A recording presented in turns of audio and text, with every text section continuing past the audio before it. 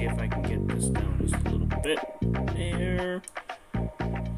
Right about there. Okay. And we're off.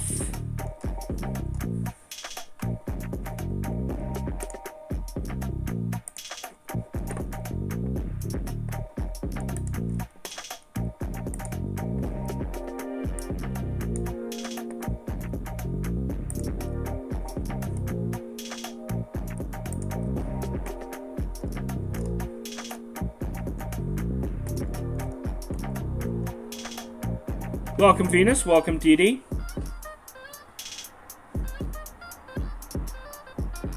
We've all made it, which is awesome.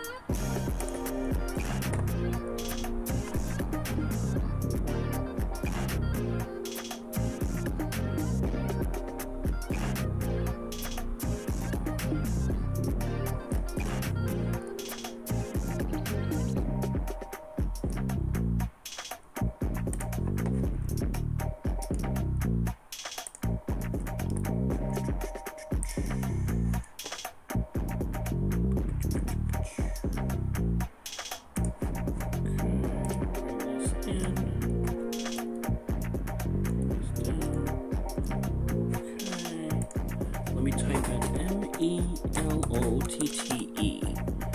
Melotte. Melotte20.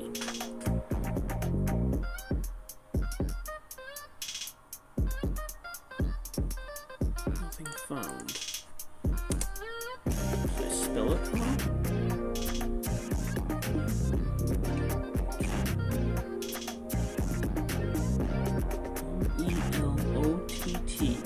Melotte20. That's right.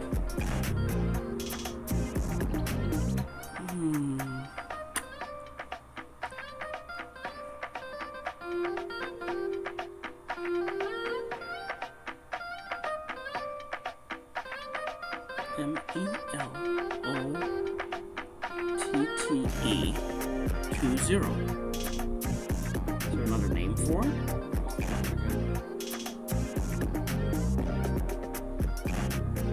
Okay. Whatever. Good enough. Not gonna worry about it.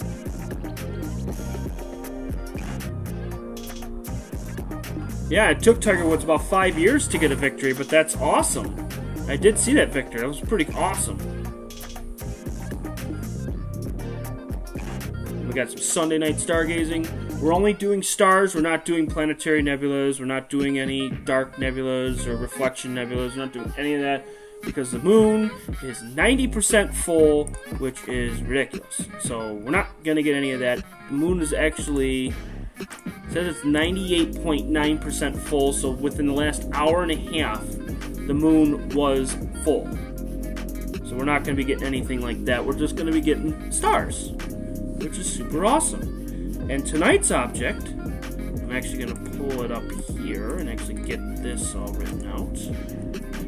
It's actually called M-E-L, I'm sure you heard me talking about it, Melotte20. Pretty simple, pretty easy, Melotte20. And a little bit about that while we're waiting for guiding.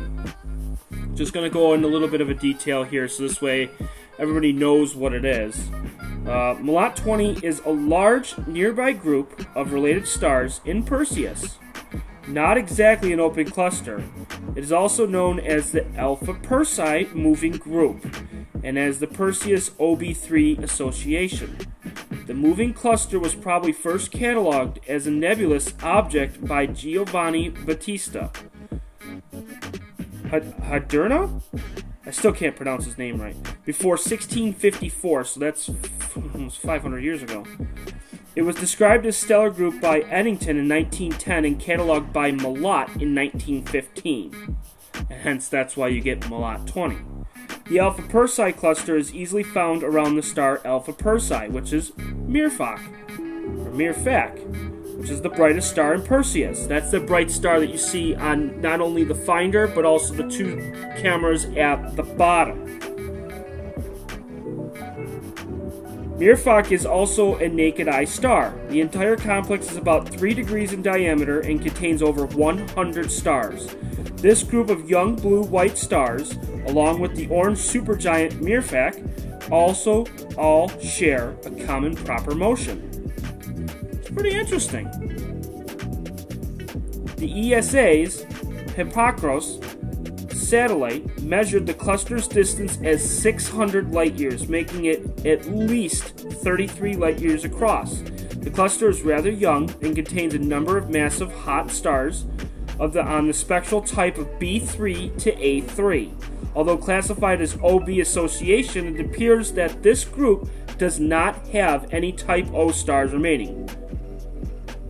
Presumably, all the hotter, more massive type O stars have already burned themselves out.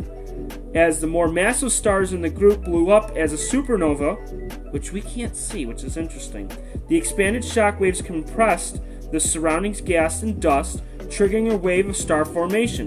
This expanding ring of star formation continues today. Melotte20 is the center form which this ring of star formation has expanded. There you go. It's interesting. Well, how about that? Very interesting. So that is Melotte20. It's not an actual object. It's an actual objects, which is lots and lots and lots and lots and lots of stars. And if you were to look, I want to pull it up on Starry Night. Whoops, wrong button. Wrong button. There we go.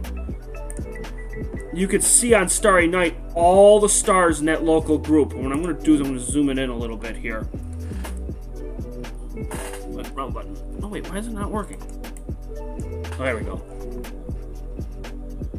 I'm going to center it. There we go.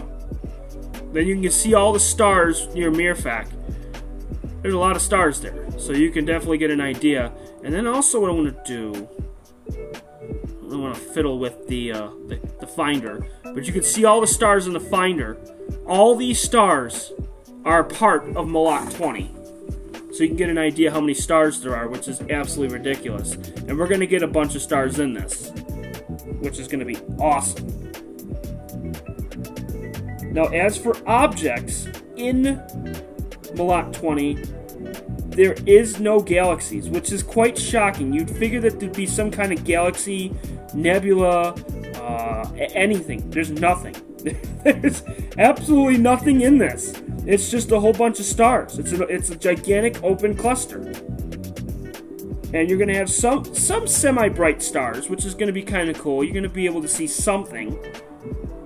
But as I said before, there's not going to be much of a real chance of getting any nebula tonight, with the moon being 98% full. Actually, 99% full. So, even for lunar imaging like P&K Space Imaging, Chris Astro Channel, Take Back Space, the ones that do moon, this is not the time that they like to do it because the actual shadows of the crater is not that good.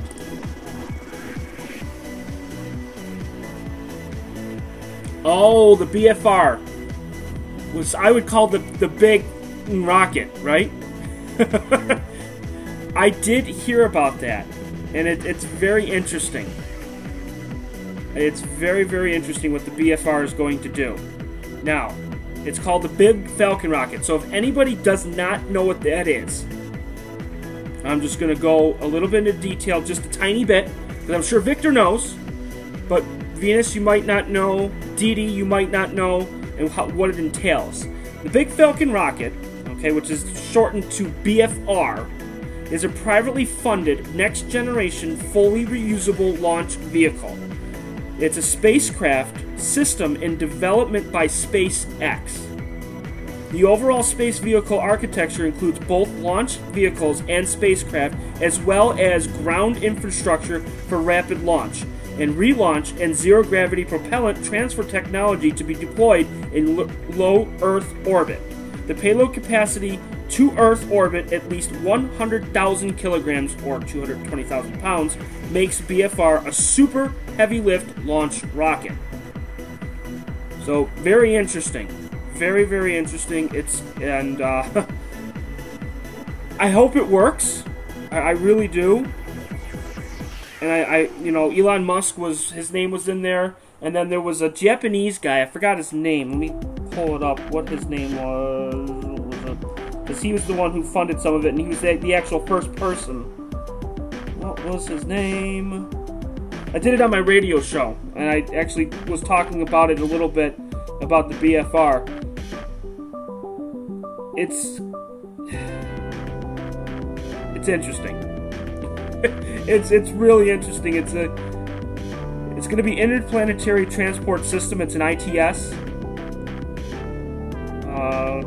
In September 2017, the design known as the BFR was scaled down to 9 meters instead of 12 meters.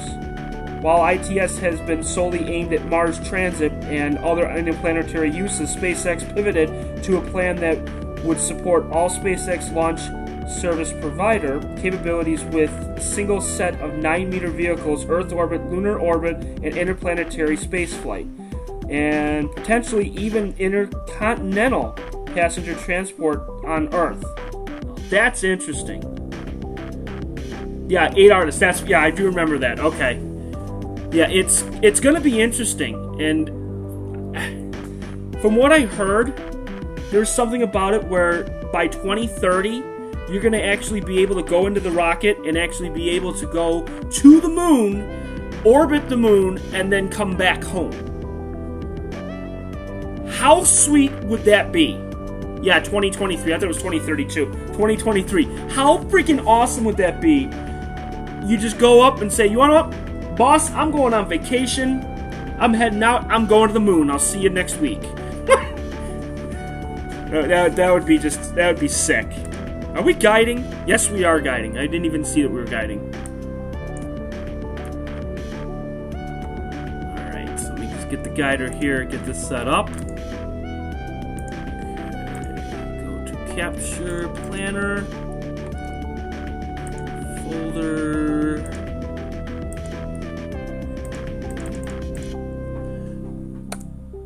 We won't take long exposures tonight, again, because the background's going to look like crap. Because the moon is out, and it just rose within the last hour and a half to 2 hours. So it is not going to look good if I were to do super long exposures. So we're going to do short ones, which is fine with me. I'm fine with that. And I'm sure you guys are too. You see how the guider is. That could be better, but that's not terrible. That's not bad. Okay.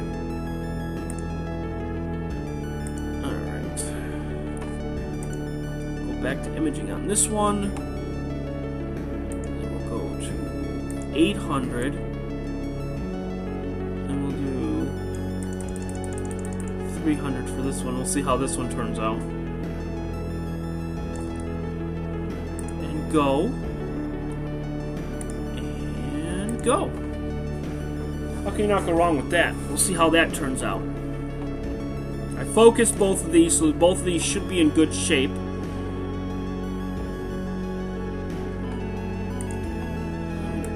Lower the exposure down just a slight bit. There we go. That might be better, so that way guiding will be a little bit better.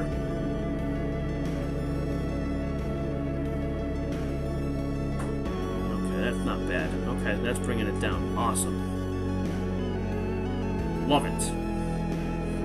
So, yeah, Victor, it's going to be amazing. It really does sound exciting. I can't wait to see when they actually physically do it.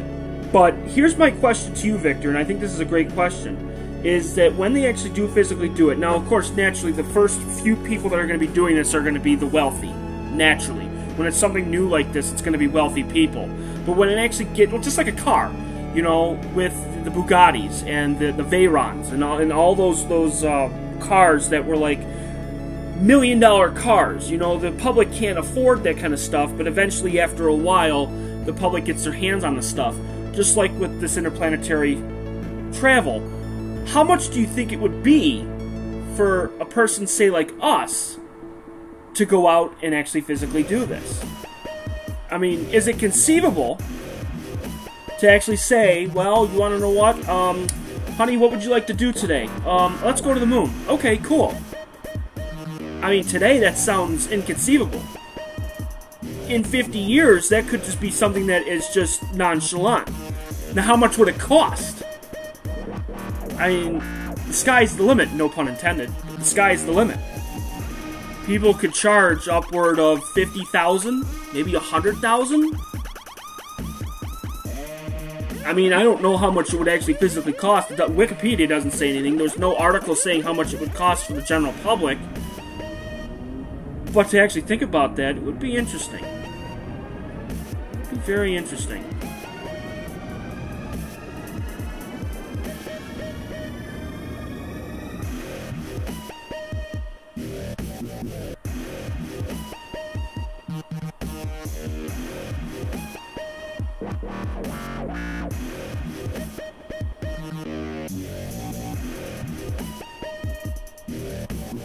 Right, exactly. 100 passengers, but only 12 are going. I think that's probably because it's one of those first-time tests thing. I'm sure they do that with monorails. I'm sure they do that with trains. They do that with... They did it with the driverless car. You know, they wanted to make sure they're running tests on it so they don't put it out in the public and then someone dies. God knows what could happen. So they want to make sure they test it out to make sure it's right. And if it does, why not? He's paying in the billions range. They did not want to... Yeah, I don't think they will. They probably won't disclose the amount until probably 20 years from now. And then you won't even touch it. But it's interesting. First image should be just about done. Almost there. I think for the general public, it may cost between 10 to 30,000 in about 25 years. Exactly, Dee, I think you're exactly right. I really do think that that's about right, and I don't think that's out of the, out of it. I mean, I think that would be perfect. Because I mean, think about it, you're actually going out into space to actually orbit the friggin' moon. I mean, how cool is that? I mean, I've always wanted to do something like that. It'd be scary as hell. To actually look back. Be like the ultimate roller coaster. That what it would be. It would be the ultimate thrill ride. You could name it. The ultimate thrill ride. How awesome would that be?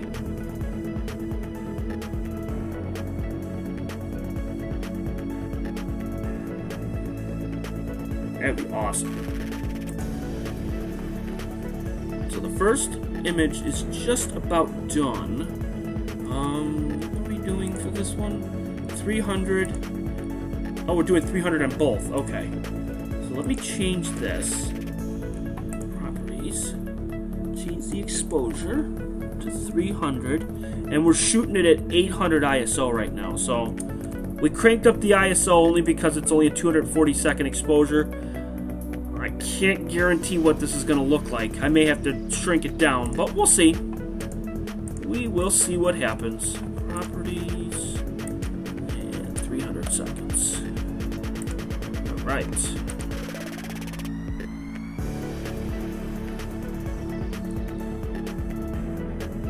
Okay, so what does the first image look like? Holy crap, it's a whiteout. I think 800 is just a little too much.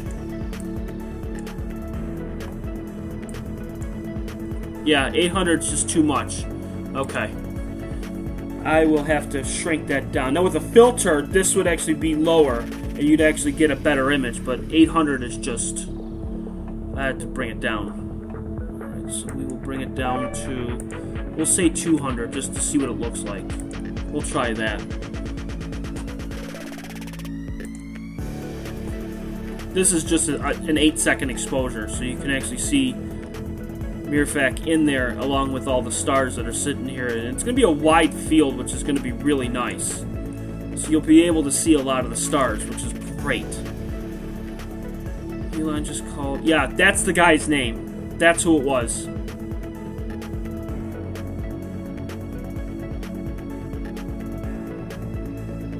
Yeah. I think that's part of the reason why they don't want to enclose any information. I think that's part of the reason why, and I don't blame them. Because I sure as heck wouldn't want to do anything like that. Camera. Fit to window.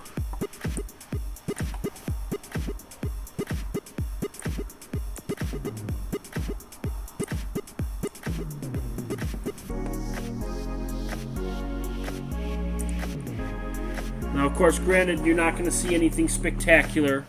You're not going to see anything luxurious about this tonight. Just the fact that you actually get to see a whole bunch of stars. But still, pretty cool.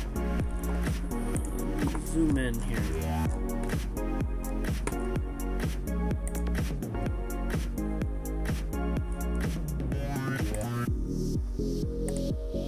Come on. No. No. We're not going to restart the computer right now, you piece of crap. Don't you dare.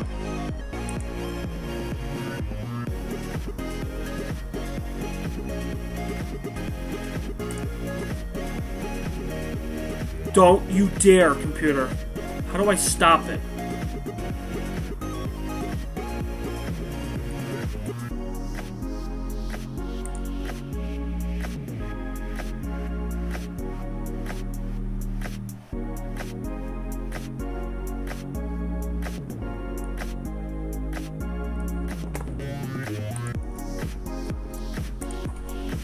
Hang on, people. I want to see if I can stop it.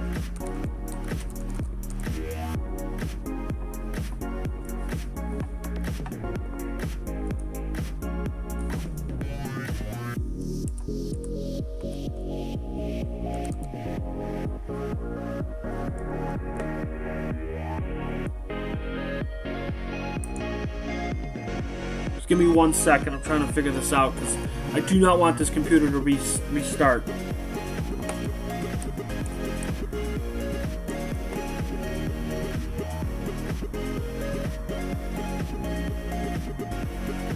Settings menu. So we'll go to settings. Okay.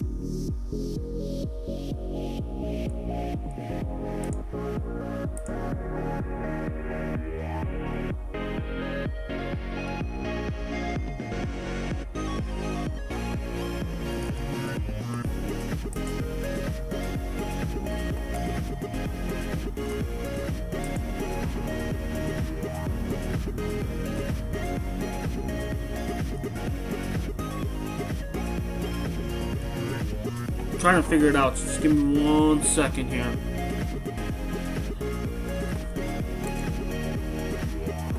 Alright, updated security. Here it is.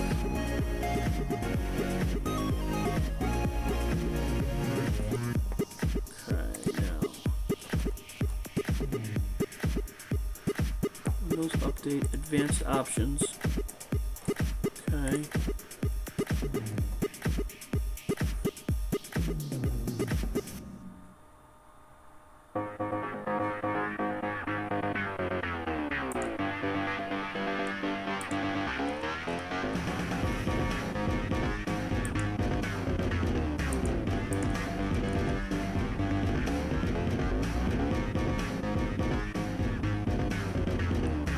Oh, everything's good. Okay, so it doesn't look like it's going to restart. So I think we're in good shape, I think we're good. Okay, we're good. So I apologize, people. I apologize.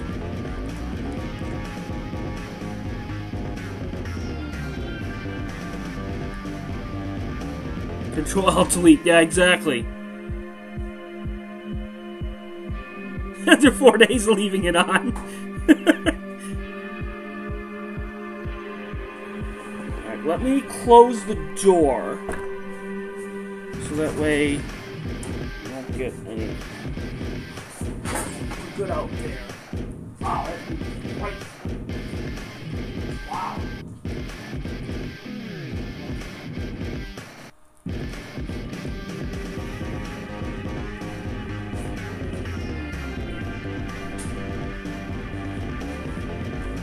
That's crazy. That's a cast of shadow out there. That's crazy.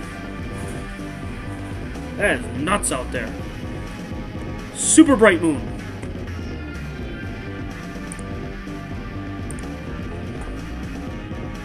how it looks.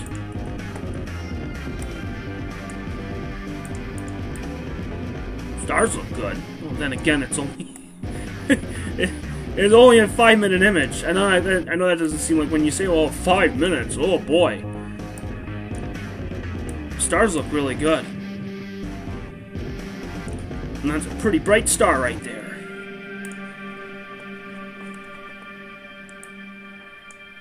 I may have to even go down even lower than that. This is why I need a freaking filter for this damn thing.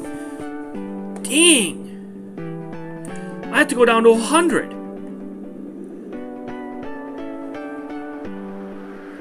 Really want to, but I should. Alright, so we're gonna abort that. Alright. 100, and we'll do 240.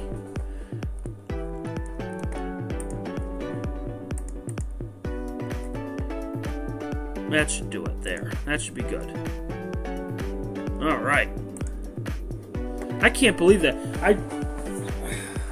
I'm in the midst of getting a new camera. It's going to be about another month to a month and a half before I get another camera. So we will be saying our last goodbyes to the Canon camera probably next month, as I will be putting it on the travel setup. And I'll be using that for wide field for the Orionids, for the meteor shower. So I'll be using it, just not with the home setup. And then eventually, what will replace it is the S-Big. And it will be the S-Big 2000 XM. It's a monochrome camera. It is twice as good as the QHY, which I have now.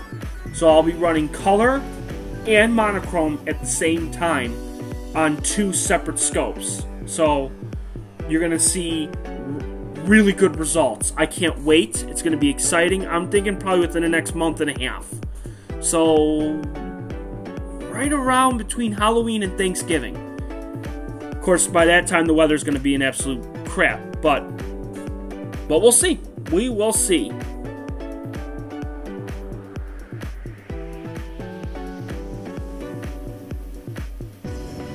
And the most intelligent ever born is on. And I appreciate you stopping in.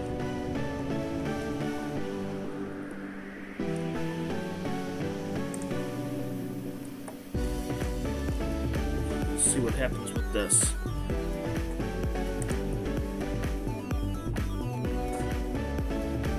May have to fix the focus on that one too. And the reason why the finder is so bright is because that bright star is about 23 degrees, I think. 24? Let's see, what is it at? 26 degrees above the horizon. So it's still in those bright lights that are across the street. Like if I were to try to get Capella, that'd be even worse, because Capella is actually further south, further down, closer to the horizon, so I don't really want to get that.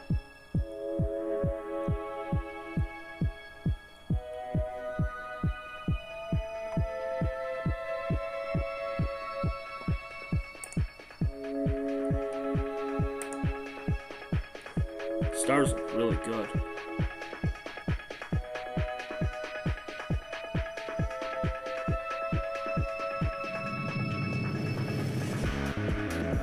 Not that one though. Oh, because it bounced here. Here's what I'll do. No, that's not what I'm going to do. Increase the exposure. We're going to get this one right here. That one seems to be a really good star. I like that one a lot. There we go. You gotta really battle the moon for guiding. So imagine how much of a pain in the ass this would be if I wanted to do 20 or 30 minutes tonight. Because what happens is if the moon is casting a shadow when you're walking, along, imagine what the sky looks like and how bright the sky is.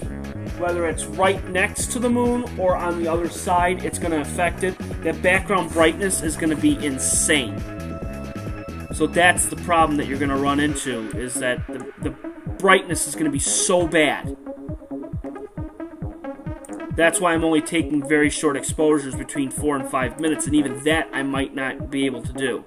I might have to just keep going back to the guider and trying to just keep fiddling with it to make sure it goes right, because it could get really bad. So we're gonna keep trying. Let's see what it does here.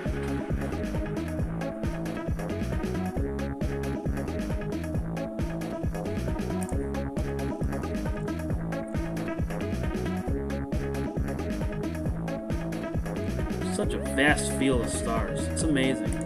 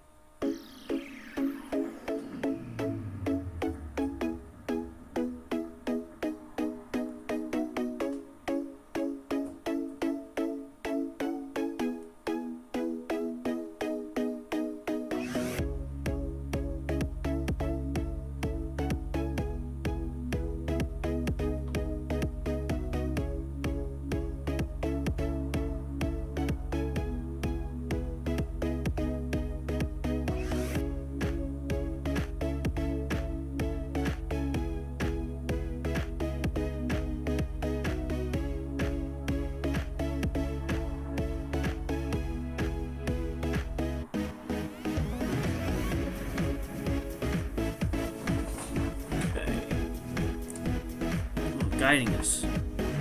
Woof. We may have to do 1 second on these.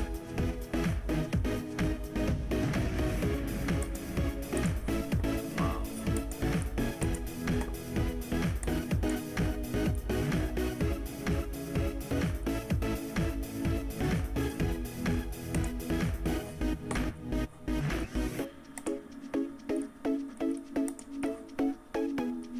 Alright, so the star that you're looking at, the star, it's M-I-R-F-A-K. It's Mirfak. And where that sits is it sits below Cassiopeia. So I'm going to zoom out here. It's probably really annoying here. Let me zoom out here. Okay? And if you were to look, I'm trying to zoom out as much as I can here, so this way you can see it. Cassiopeia sits right here. Okay? Let me just see if you guys can see it. Yes, you can. Okay. So you guys can see Cassiopeia. That's the W in the sky. Okay? Mirfak sits below that. Right where there's like a little icon right here. That's Mirfak right there. Okay? So you can get an idea of where exactly this is. Now, there's really not much around here. The closest of anything for like objects is M34, which just sits to the east, which is right here. And that's a star cluster, a really good star cluster nonetheless. So I might, if you know, after about an hour or so, when this gets a little bit higher, I may switch it over to M34 so that way you guys can see the actual star cluster. And then in some other time, is if you actually keep going east, there's M33, which is the pinwheel or the triangular. I don't know why it has two names. I can never figure this one out, but apparently it has two names. It's a triangulum galaxy or the pinwheel galaxy, or better known as M33. So M33, it's a large galaxy, not as large as Andromeda, which sits right above here, but you can see the vast size difference. Andromeda would fit an entire like 2 cameras, but pinwheel or slash triangulum galaxy, it's big if you have the right camera, because then you get the faint details. So it's not a bad galaxy, but it's faint. So, and then of course if you keep going south, Capella is right here. So Capella is just starting to rise. That's one of the brightest stars in the sky. Right now, the magnitude on it is 0.06, so it's right at 0. One of the brightest stars. The brightest stars in the sky are Sirius, I don't know how you pronounce it. Then there's Procyon, and then there's Vega's pretty bright, so Vega could definitely be in the top 3. So those would be the brightest, and then Capella would be right after that. So those are the stars that are 0 and below. Once you get into the negatives, then it gets brighter and brighter. So the only reason we're doing Mirafoc is because it's Melotte20. So if I zoom in, you can see all the actual stars. It's an open cluster, a gigantic open cluster, so you're going to see lots of stars. So if I were to actually stack this, it would look a lot better. Not as good as the double cluster. Double cluster is pretty awesome. We've seen that one a few times. But it's still pretty cool. Jello, welcome.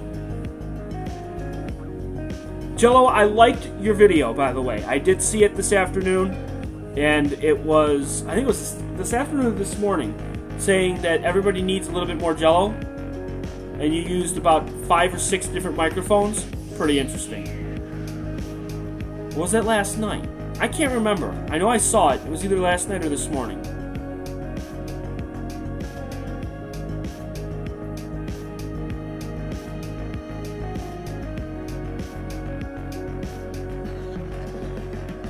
What did I do with my plate? I know I had one. Aha! Yes, I do. Somebody brought me. Okay, so the next thing, next order of business real quick is that in the description I said I wanted to give everybody the 411 on my mount. So, I've been in contact with Celestron, because that's who makes the mount, of course, and I was given instructions on how to update the firmware. Let me tell you, updating firmware for a hand controller, it's not easy. If you're an astrophotographer and you have to do that, holy shit, is it tough. I have never dealt with that kind of stuff before. I've had the mount for just under 3 years, and I've never in my life had to deal with that. Apparently what you have to do is you have to have Java on your computer, and then you have to download a CFM file, which is your firmware update something, I don't even, Celestron firmware, I don't know what the hell the M stands for, I don't know. But you have to extract the file. It's a jar file, which I've never heard of. You have to extract the jar file into your desktop, then you have to load the jar file as a Java, not as a regular file, to load that, and then once you get into it, then you can actually see the actual thing. So then, load it, it finds the mount, it finds the hand controller, but there's no updates! What the frick? You know, I'm trying to update the damn thing and there's no updates. I tried to download it in the computer and it won't communicate between the mount and the computer to download it. It says it's there, but it's not. So it's ridiculous. I can't figure it out. Stupid piece of shit. So I emailed them this morning. I should get an answer tomorrow morning. And if this doesn't work, because of course it took me forever to try to get everything for go-to again this morning, it didn't work. So I gave up on that last night. I was out here till about 12:45 and then gave up. Most intelligent ever born, you want to know what the distance of M20 is? This is actually, it's not a Messier object, it's just Melotte20. So, Melotte20, the distance, oh, that's what I wanted to do. Oh, shit. Thank you for reminding me. I forgot to do the visual magnitude and all that shit. But that's kind of hard to do, considering that it's so many hundreds of stars. But from what it says, it's a distance of 600 light years. There we go. And it's got a magnitude of, and it ranges. This is an average, of course. This is an average, so 2.29. And then the diameter is 52.7 light years. There. Thank you for reminding me. I appreciate that. I wasn't paying attention.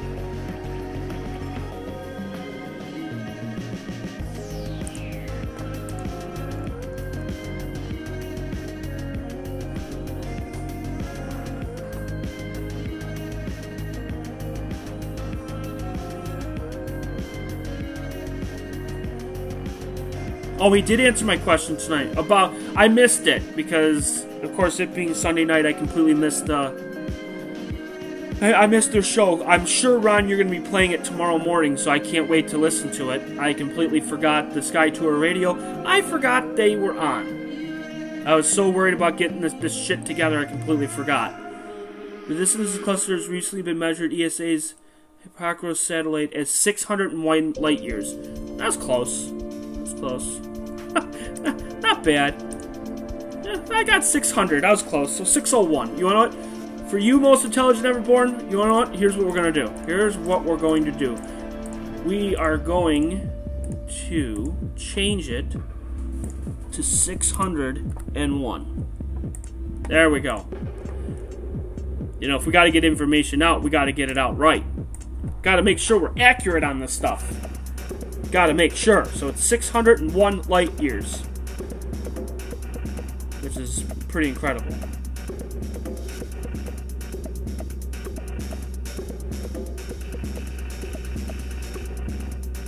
So if you're just joining me, we're getting Melotte20. One of those unknown objects that not many people really know. It's a bunch of stars. That's pretty much all I can do right now at this point. I may, and again, I may, in the next hour or so, switch this over to the Pleiades. I might. Because right now it's low in the sky, so I won't really get much, but I'm thinking about doing that at about 11 o'clock. So if anybody's up for that, it may not look luxurious because the moon is out, but we can give it a shot. We can actually try it out and see what it looks like.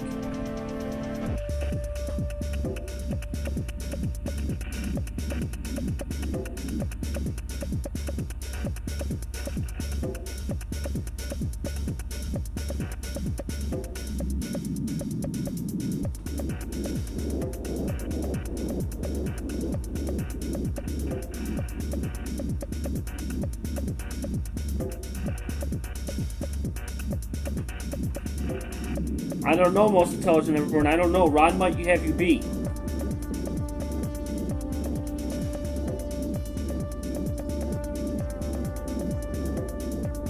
Because Ron is like what, 19? 18? Something like that? Right, Ron?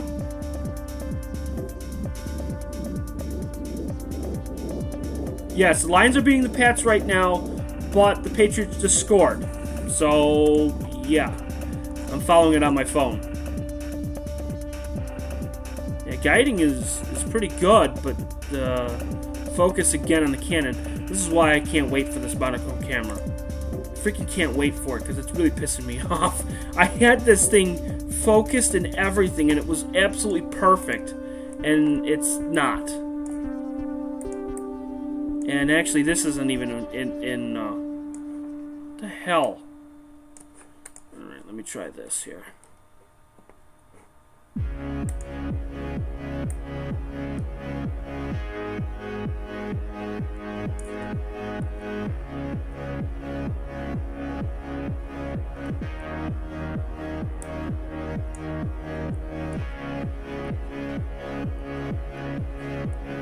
Fiddled with the guider just a little bit more. There we go. See if that works.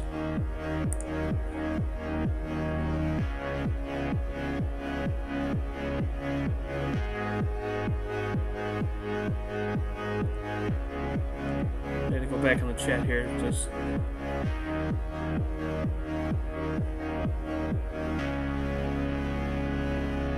So Victor's is 14, right? You're 14 years old, right? Venus, you're 13, right? 41 in dog years. I'd be dead in dog years.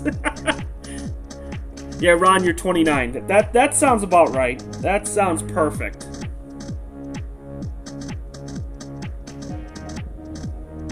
Yeah, Ron is the oldest here. But I'm not gonna tell him. I'm not gonna tell people his age. I'm not gonna do it.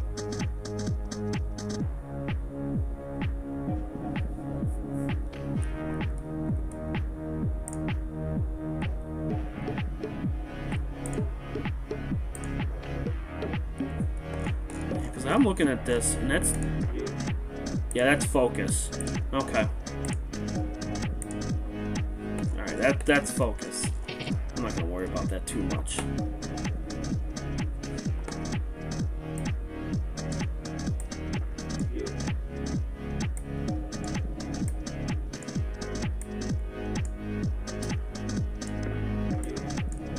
There we go.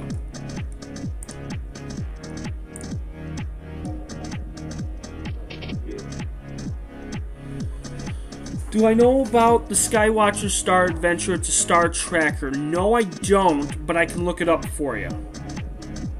I know Polaris makes one. I could see what that would be. I mean, some are better than others. I know some people use the barn door tracker, and that's not great. But I know Skywatcher makes some good products, so I'm pretty sure that would be a good one. So let me take a look. Let me see. The Star Adventurer here. Let me see.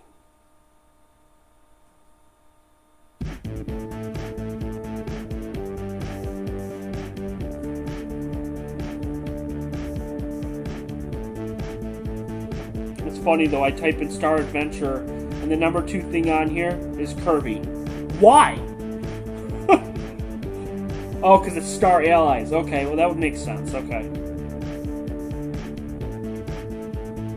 By the way, Kirby's a good game. Don't get me wrong. It's a good game.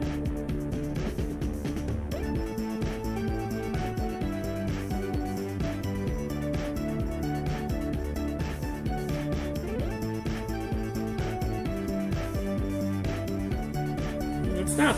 Star Adventure is not bad. They're not moving, so that's good.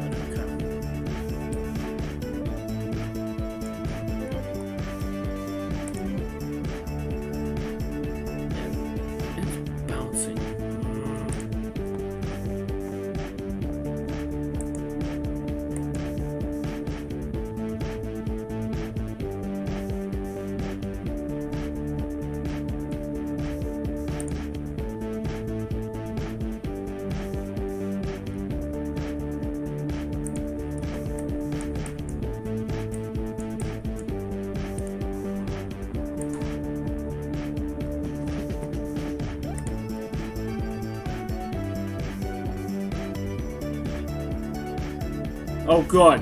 So you're gonna get your RAM tomorrow. Well, that'll be good. So that way you don't have to throw your computer halfway across the room in the morning. So that's good. That's at least a positive. I don't know if I could use it with my 90mm and the camera on it. You should be able to. And actually, I looked that up to see what it is, and it has an 11-pound payload. So you should be good. Now, is it the S20510? I'm thinking that's what this one is. It's the Skywatcher Star Adventurer Motorized Mount Astro Package. Is that what it is? Well, I'm not really sure if that's the right one or not. It looks heavy duty.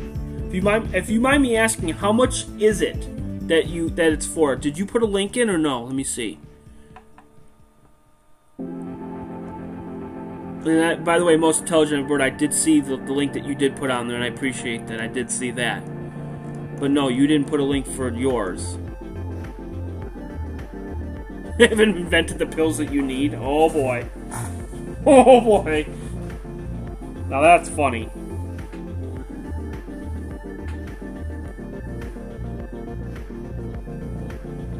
Like Dr. Dolittle.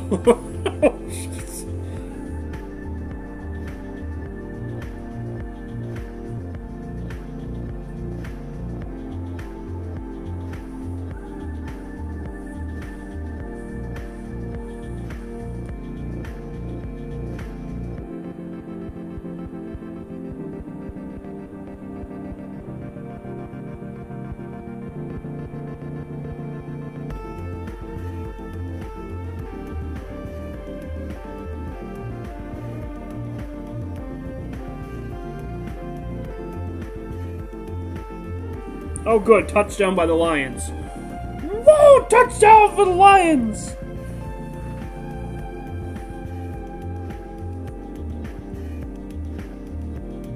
because it's football Sunday. And we need RAM to install in humans. Yeah, that would be pretty cool. I need an upgrade. I need an upgrade. Yeah, because the one that I have here that I'm looking at, it's 269. So I'm guessing that's got to be the same one. Here I can. I will post it for you on here.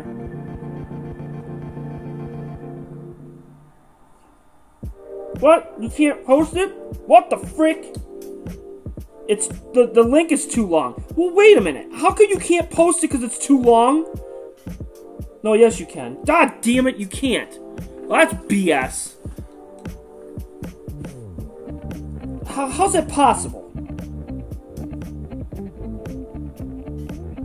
Well, Ron, if you go to BHP, well, here's what I'll do. Here. And then you could. Here, well, Ron, I'll just send it to you in a private message. And then you can look at it on there.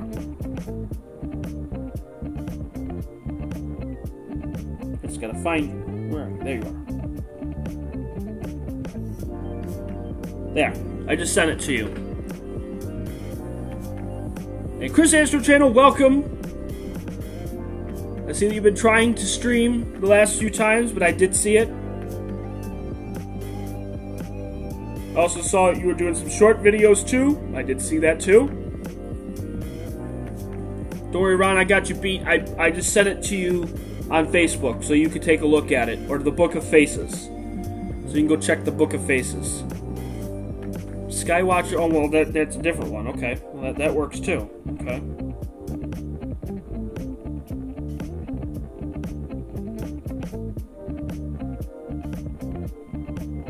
I want to go to the damn thing. There we go. Take a look and see if it's the right one.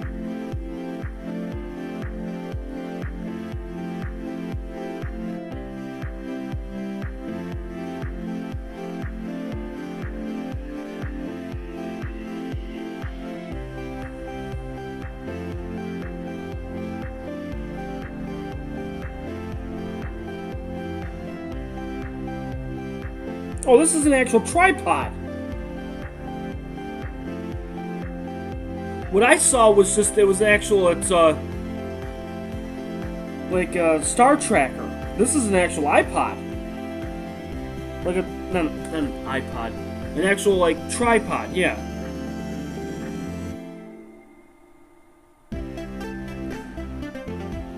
I'm looking it up right now, I'm just...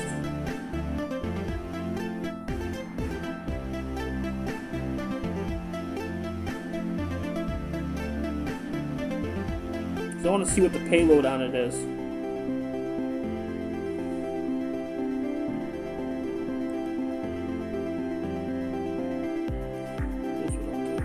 So we'll switch this over to Safari and we'll see what it looks like. Yes, I do need a drink. Here. There it is.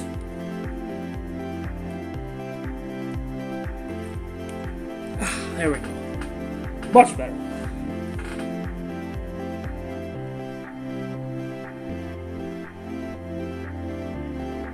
Program tracking speeds. Automatic shutter release controls. Customize your setup. It's a weird site because it looks like it's like freaking out. Star Adventurer. Ryan, I'll take a look at it and I'll see if it's worth getting. And then see exactly what would be best for you.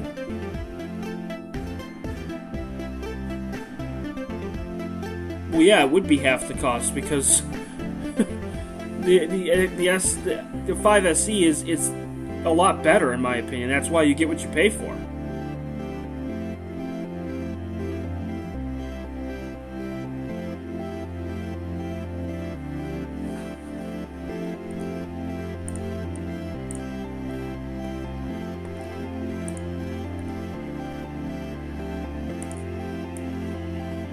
See what the stars do here on this one. We'll see if they're a little bit better.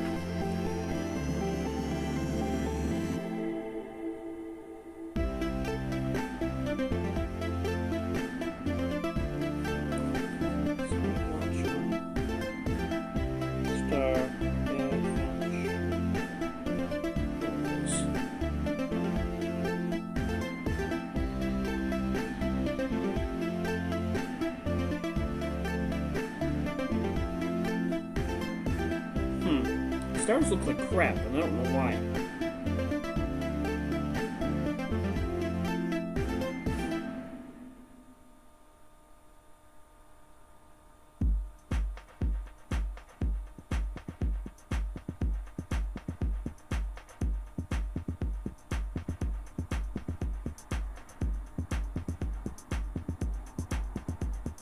Alright, I think I found it here. Okay. Auto program speed, tracking rate selectable, built-in polar scope with illuminator. Release control. So it's got an 11-pound maximum payload. So Ron, what that means is that you can actually put up to 11 pounds on this. So you can put your 90mm on there without any problems at all. And that shouldn't have any problems at all. And you could do a bunch of cameras on there, and it should be fine.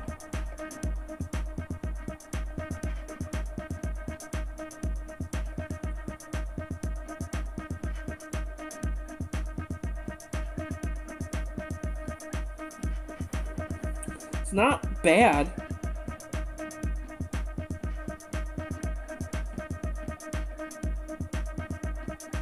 The question is, it doesn't tell you how rigid it is. And that's the thing that would concern me. They don't tell you, because one of the biggest things is when you're getting a mount, like I've always said for hundreds and hundreds of times, I'm sure you're getting sick and tired of me saying this, but it's about the base. It's about the mount first. You want to get the most rigid base possible, firm, as you possibly can. So then this way, if you want to upgrade telescopes or upgrade cameras, you could do that without having to worry about the payload, worrying about the, how floppy it is. Because the biggest thing is when you're doing astrophotography and you're doing long exposures, if you have a flimsy mount with very skinny legs, it's not going to work for you. You'd want something with a gigantic base. That's something you really, really want. I'd go, well, yeah, eventually you do want to go with Celestron. Skywatcher does make good mounts, though. They really do. The problem is, you get what you pay for. Skywatcher mounts are a lot more expensive than Celestron mounts for a reason. They're really good. But sometimes you just can't afford them. That's the biggest thing. YouTube pee me off. Well, I can't live stream anymore because it striked my channel for no... Why?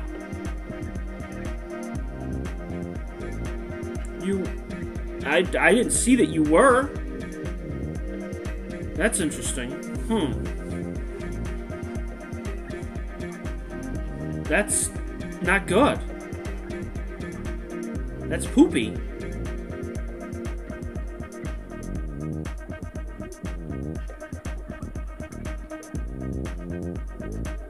What was OBS doing to you? Like, was it playing music in the background or something? Or that's not cool. That is not cool at all.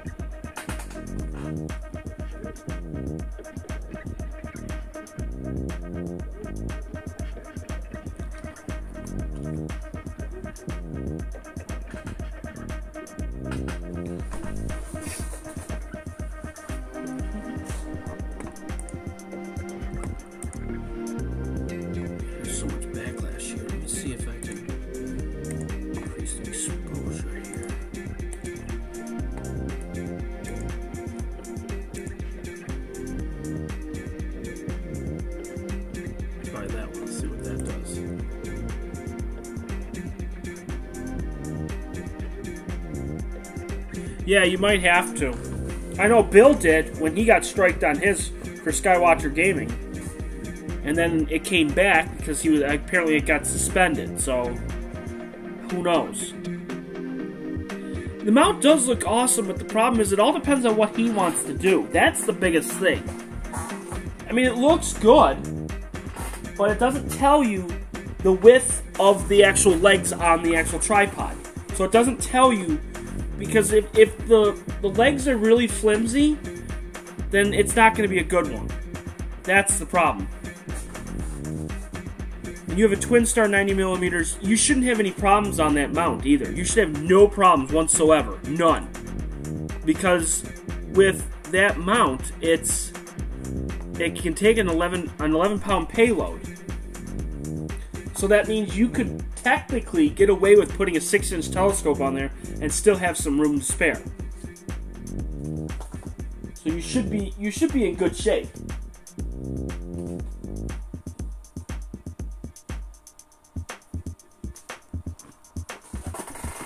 Put this down here.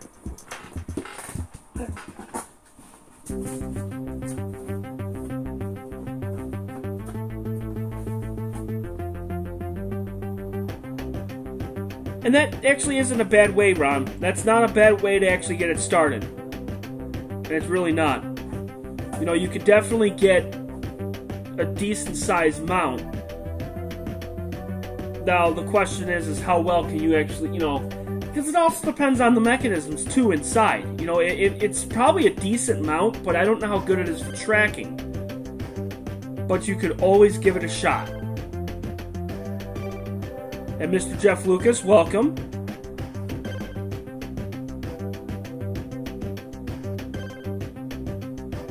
It's probably the mount that's there is probably like, you know, pretty close to the same mount that I have. It's I have an iOptron. It's a Smart Cube A, and that is my travel setup. Now with that one, it doesn't have a polar scope. I actually attached it myself. So we'll see.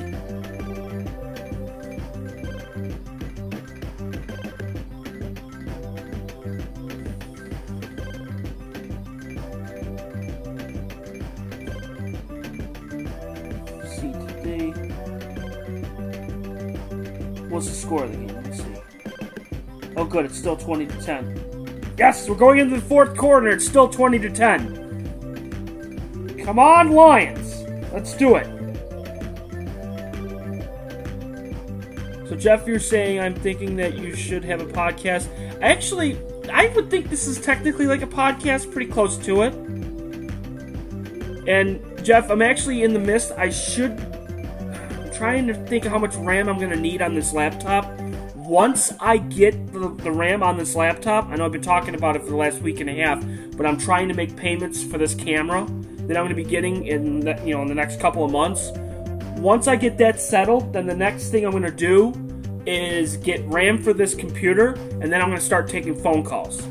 And then people can call in, and then we can have a grand old time. Like I can have special guests. Like, Jeff, you would call in and you'd be like, hey, what's up? And I'd be like, hey, how's it going? And I'd be like, I have a question about astronomy. And I'd be like, yo, I can help you with that. And then we'd go back and forth. And it would be so much fun. It would be just such a great time. And I would love that. Welcome, Tanya. You didn't miss the stream this time. That's awesome. At least I sent it out to you early enough to let you know that we are here. We were here right at 9:20 p.m. I was early tonight. Early. I got on here, which is great.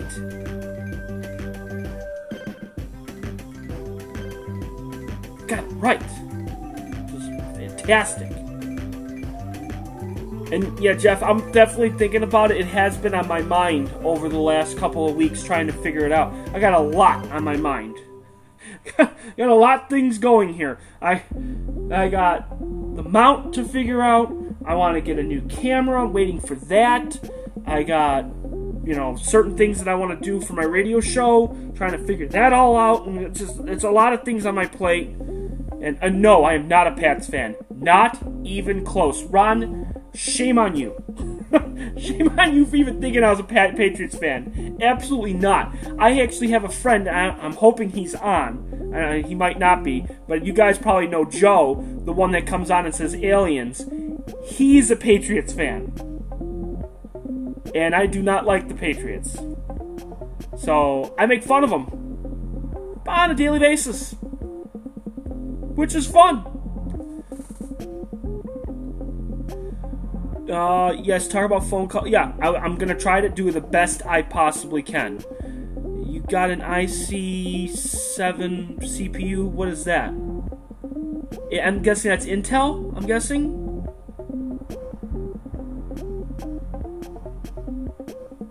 And Ron, did I find the webcam? I think it's right here. Let me see. Hang on. Let me see if I can find it here. Is it on this one here? No, it's not on this one. I thought I saw it. I thought I just saw it in here. I promise, Ron, Tuesday I will send it out for you. Tuesday. I'm going to mark it down right now, so this way I have it. I'm going to put it in my phone right now as an alert. So Tuesday, I plan on sending it out to you, that webcam. I know I saw it, because I reminded myself not too long ago, I was like, oh yeah, I'm going to need to send that out. And then I lost it again. But I do have it. So Ron, I will definitely get that taken care of on Tuesday.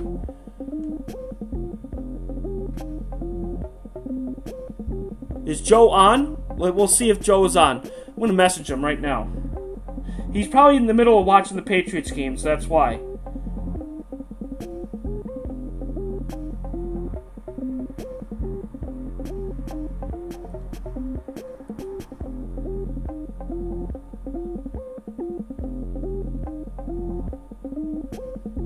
I just messaged him, so this is so much fun. Because I'm going to make him cry. Because they're driving down the field again, so they're going to probably score again.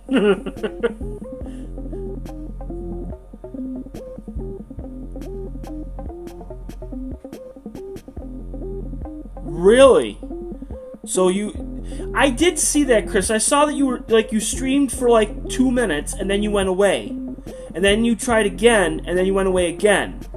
And, you were trying to, process a moon image, I think is what you were doing, or a moon video. And then all of a sudden, it just kicked out, and you tried it 2 or 3 times.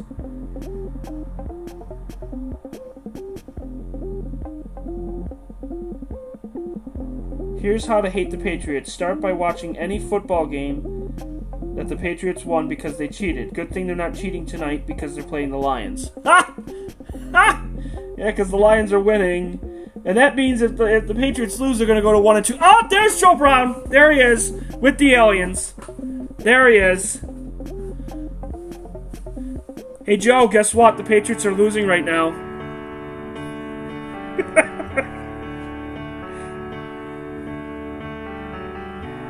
I think Matt Patricia has the Patriots' number on this game, I think. Because there's no way that the Patriots did so terrible in the first 2 weeks and then come around and then play the Patriots and win. There's no way. There's no way. It's crazy.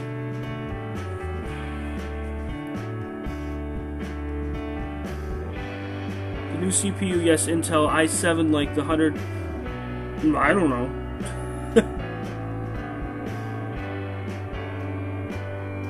I have no idea.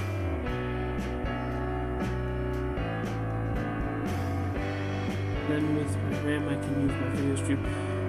But the thing is, Ron, you gotta remember, you could do your video stream, but you still need more bandwidth. That's your problem. I mean, for right now doing audio, your RAM might work. Your RAM would probably be fine. You might not have any problems at all with your RAM out there. But when you're doing video, you're gonna need more bandwidth. That's the big problem. You keep saying that, you have it plugged in, and that's great and all, but it's what your router can support. Before I was doing these live streams, I was only getting an upload of 2. It was plugged in directly, and More Jello was helping me with that, trying to figure out what was wrong with it. The video card was also another problem, too, at the same time. But the big problem was the bandwidth, the upload speed. I was at 2. Once I got it to 30, then things all of a sudden just took off. And now we're not having that as many problems as before. Once I get more RAM on this computer, then I can actually get it higher, and I think I can replace the video card in here. Jello actually sent me some things on there of what video cards you would need or what laptop I would need, and then I would just go from there. So we're going to figure that out. But I would definitely start with the RAM, see where you go with that, then we can assess what things we need next. let's see. I buy Skywatcher Heritage 76 yesterday. Can this telescope see something like yours? I wonder if I'm wrong. Well, it depends on what camera you're using, unless if you're using an eyepiece. Are you doing it for viewing, or are you doing it for imaging? That's the big thing. The telescope on... Mildude, if you're still on, the telescope on the left, okay, is a 72 millimeter Sigma Apple. It's an Apple lens. It's not really apochromatic, but it's a 72 millimeter lens. So it's about the same aperture as what yours is right now. The one on the right is an 80 millimeter apochromatic refractor. Okay, your 76, depending on what you have for your camera, because each camera is completely different. Okay, so like field of view is going to be different for each camera. Like if you have a DSLR, you're going to have a very wide field of view because it's a big sensor. If you have some of the amateur or rudimentary CCD cameras, you're going to have a very, very small sensor, which means it's going to be up close. So it all depends on what camera you have and what you want to attach it to. That's the biggest thing. So I can actually look it up and see. I'm actually going to look it up for you right now. So you said it's the Skywatcher Heritage 76. And I can look this up and see. Okay, so the Skywatcher Heritage 76 is a mini Dobson telescope. And I'm actually going to pull up what the focal length on this is right now. And it's got a focal length of, is it going to tell me?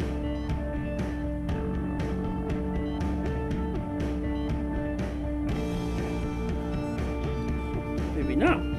Should.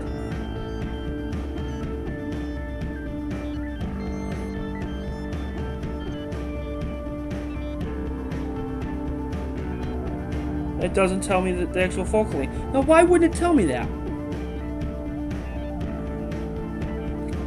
Screw you, Amazon UK. You're not telling me exactly what I want.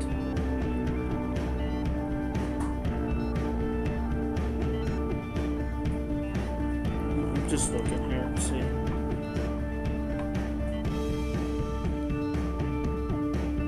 Okay, here it is. Alright, so it has a focal length of 300 millimeters, and it's a 76 millimeter diameter for the primary mirror. So, if you're asking, could you see the same thing as what I'm seeing on mine through an eyepiece? Yes, you can. You will. Because the field of view will be super big. If you have just a DSLR camera, same thing. You should be able to see the same field of view because it's pretty close. And I'm using a Canon 1000D on the left and a QHY 9C on the right. So, if you have any questions of, what is it, Mildude, if you have any questions at all, by all means, most certainly ask me, and I can try to see. Your best bet is, if you know that the size of the sensor of your camera, go to my website at elliot-astronomy.com, go to the right side, and then there should be things you can download for the Sky Safari, the Sky Safari 6, and you can actually download it, and you can input your sensor size and the focal length and the aperture of your telescope, and you can see what your field of view is depending on what you want to see. Like if you want to put a 10 millimeter eyepiece in, a 6 millimeter, or you can actually put your camera on and you can see what the field of view is on that. So, exactly. Yeah, screw you, Amazon UK. Right now I'm on telescope, well, this is telescopeplanet.cu.uk. And it's a pretty neat little mini Dobson too. It's pretty cool. It's not bad. And it's a pretty fast little telescope too, because you go by F ratio, 300 divided by 76 is divided by 7. Oh shoot. There we go, 76. It's f3.94, which is not bad. So that's pretty good. So if you're going to be looking to do some, little imaging on it, you could definitely do that. So 76 millimeter focal length, 700 versus 76, 300. Your best bet is to get the 300 unless if you want to do planetary. If you want to do planetary, you'd want to get 700. Because 700 divided by 76 is F ratio of 10. Because what happens is when you're getting planetary imaging, okay, planetary imaging is you want the light to go the longest possible because you're shooting at such a high frame rate of either 60 frames per second or 40 frames per second. You're using a planetary webcam, so you want as much light as possible. Your best bet for planetary is a Cassegrain telescope. Dobsons are good because they have great mirrors, but they're not the greatest because they don't have the longest focal length. That's the problem. With a Cassegrain, it bounces in between that mirror twice. So it bounces once, bounces again, so you're doubling your focal length. It's compact, which is what you want. So I would say if you're looking for just viewing and getting an extreme wide field, 300 is the way to go, in my opinion. And you're very welcome, Dude. You're very welcome. If you need anything, you just let me know. I'm always on. I'm on Facebook. I'm here. I have my website, so you could definitely check me out, and then you could definitely message me from there. Let's see. What I showed you, you had a polar scope. What?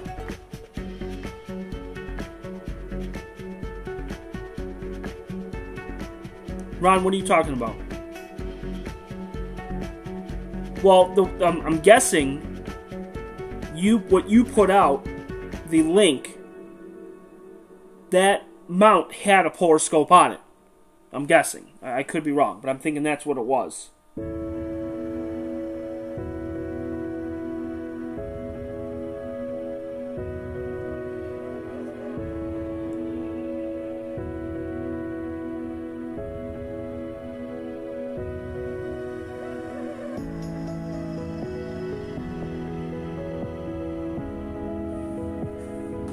And thank you, Venus. Thank you for putting that up for my website.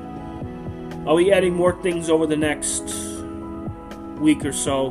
Again, that's another thing I gotta add. I got a bunch of things on my mind this week, so I got a lot of things going on. But updating the site will definitely go up soon. At least I hope so.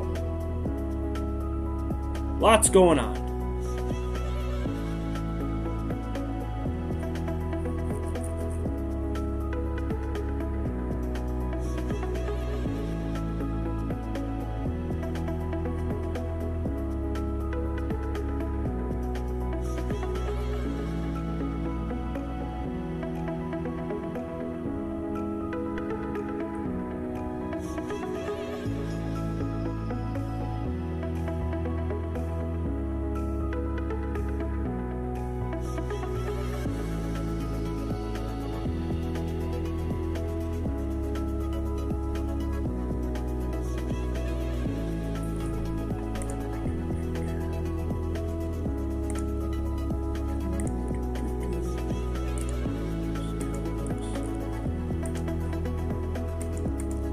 Still looks like junk.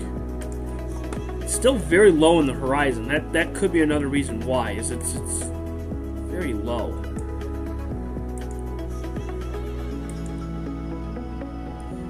Try a different star here. Let me try this one right there. That one should be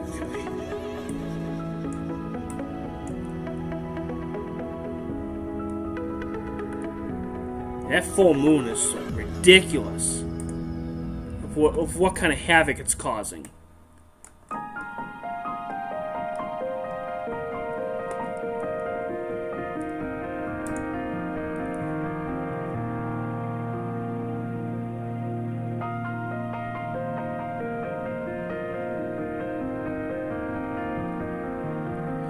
Yeah, what Ron means is the link for the sunset. You said your sunset pic is up. He's just looking to see if you had the link for the actual picture that you posted, that's all. Ah, because it was on Instagram. Okay. And no, we cannot post pictures. Ron, you should know that. You can't post pictures on here. If you could, that would be super cool that if you could, but you can't.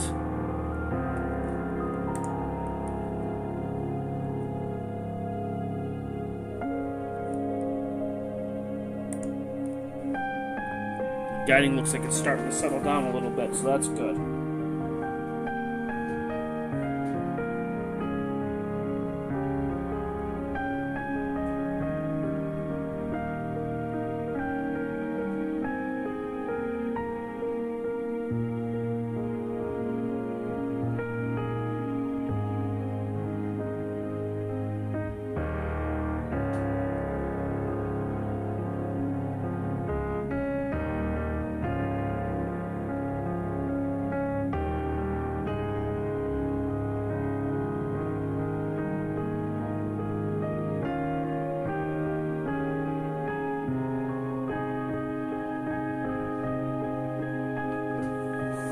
Should be done. This might not be as good, but let's see.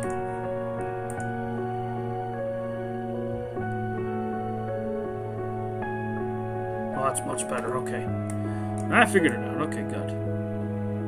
Stars a little too bad. Okay.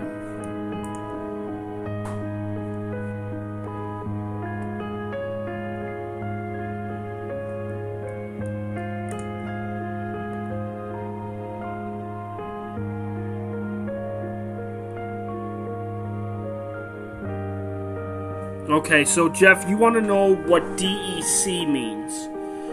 DEC stands for declination. Okay, it is one of the things that you use for your mount, as your mount runs in two different ways: declination and right ascension. So declination is one way that if you're fully polar aligned, your declination moves going around. Right ascension goes the other way. I know it seems it's hard to explain, but your actual telescope will actually tell you. Now the lines that are on for the PhD, okay, that you see up at the top, DEC is in orange and right ascension is in green. Most of the time, 9 times out of 10, when you're doing your imaging, your DEC is the one that's going to bounce the most, is because it's going from side to side. That's your declination, the side to side. And right ascension is you're going around in a circle following the Earth's rotation. If that makes any sense at all. I hope that makes sense.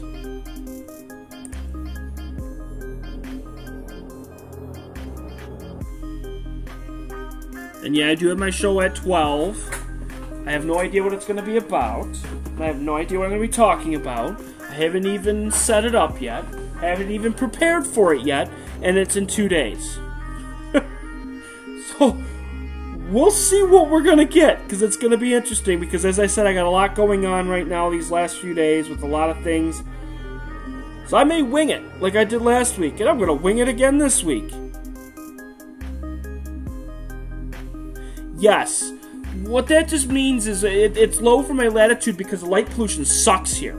So anything below 30 degrees, the light pollution and the full moon is causing the background to be brighter than what it's supposed to be, which means the stars are like twinkling. Have you ever seen that before with the atmospheric disturbances and how you look up and the stars like gleaming? That's what's happening. It's 30 degrees below. Right now, we're just above that threshold. We're about 31 or 32 degrees above the horizon. So the guiding's going to start settling down a little bit. And what happens is declination is going to go haywire because it can't follow the star, because guiding sucks when it's that low. Because I have shooting in the northeast is hard. It's extremely hard to do. So you're going to get a lot of backlash.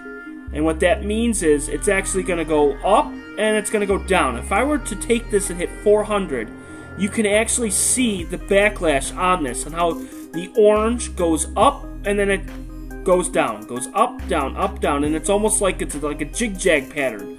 It's because it's so bright. If you look on the finder at the top left, okay, I never changed any settings at all. That's a 10-second.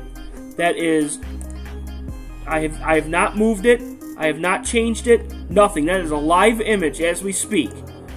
That should be a lot darker. That should be a ton darker. But what you're seeing is the moon. That's what you're seeing. So if you go back into my previous streams and you actually watch it, you can actually see how dark it is. You can see nebula on the finder.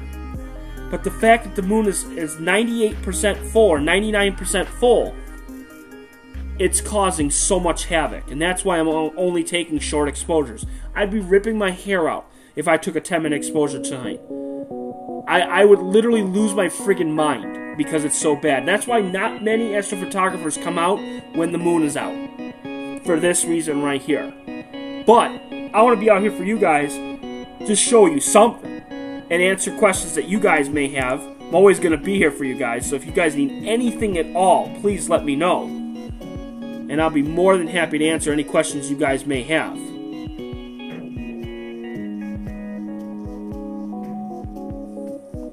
Up to Adam. Welcome. Welcome to the stream.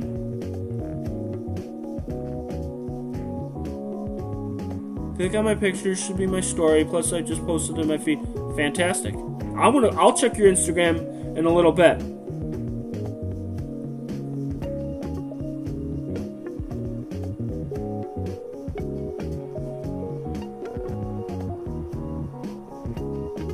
So new to Instagram, I understand if you don't. I do have it, I just don't use it. Problem is, and I've had a lot of problems because there are so many outlets, and there's so many social media and so much stuff going on. It's hard to keep up. You have Facebook, Twitter, Instagram. You have Flickr. I've heard of that one before. I've heard of, there's another one. There's so many. So like when somebody takes a picture, they're like, oh, I want to post it on my Twitter. I'm going to post it on my Facebook. And then, of course, on top of that, for the Facebook, now you're in 8 different groups, too. On top of that, you have the amateur astronomer. You have the telescope astronomer. And you have, there's just so many things. So like when I wake up in the morning and I have all my astronomy friends on Facebook, I watch, I see their name. They shared a picture, and no joke, I'll see their name 6 times in a row. Same damn picture, all 6 times. Because what they did was they posted on different, like, group pages. That in itself is kind of hard to, keep track of. Because think about it, you're posting it on one, you're posting it on another, you're going to get comments, and you're going to get comments from all over them, and it's hard to keep up. So then if you have Instagram on top of that, now that's another one to keep up with, because you got to, go through that. So I'm on Instagram, but I don't really use it. The last thing I posted on Instagram was about a year ago. Let me check. I don't even remember the last time I was on here. Let me see.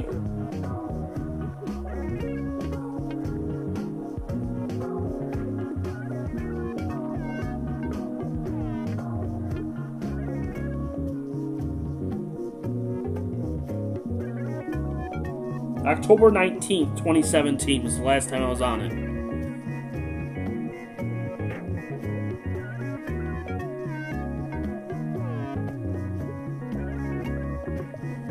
Exactly. Jeff, you're right. They want to see exactly what deep sky objects, and I don't, it's true. But it's hard though, because you're posting things. You're gonna spend half an hour, 45 minutes just going on each one. Why can't we all just be on one group page? Just one. 500,000 people on just one page. It's kind of hard. It's very hard to do. Why didn't Elon add solar panels to this? Well, wouldn't that be nice? And D doesn't like Facebook. I don't blame her. Lots of traffic there. I don't use Facebook or Flickr that much. I don't know. I don't get the Flickr thing. I don't understand that. I tried to figure that one out too.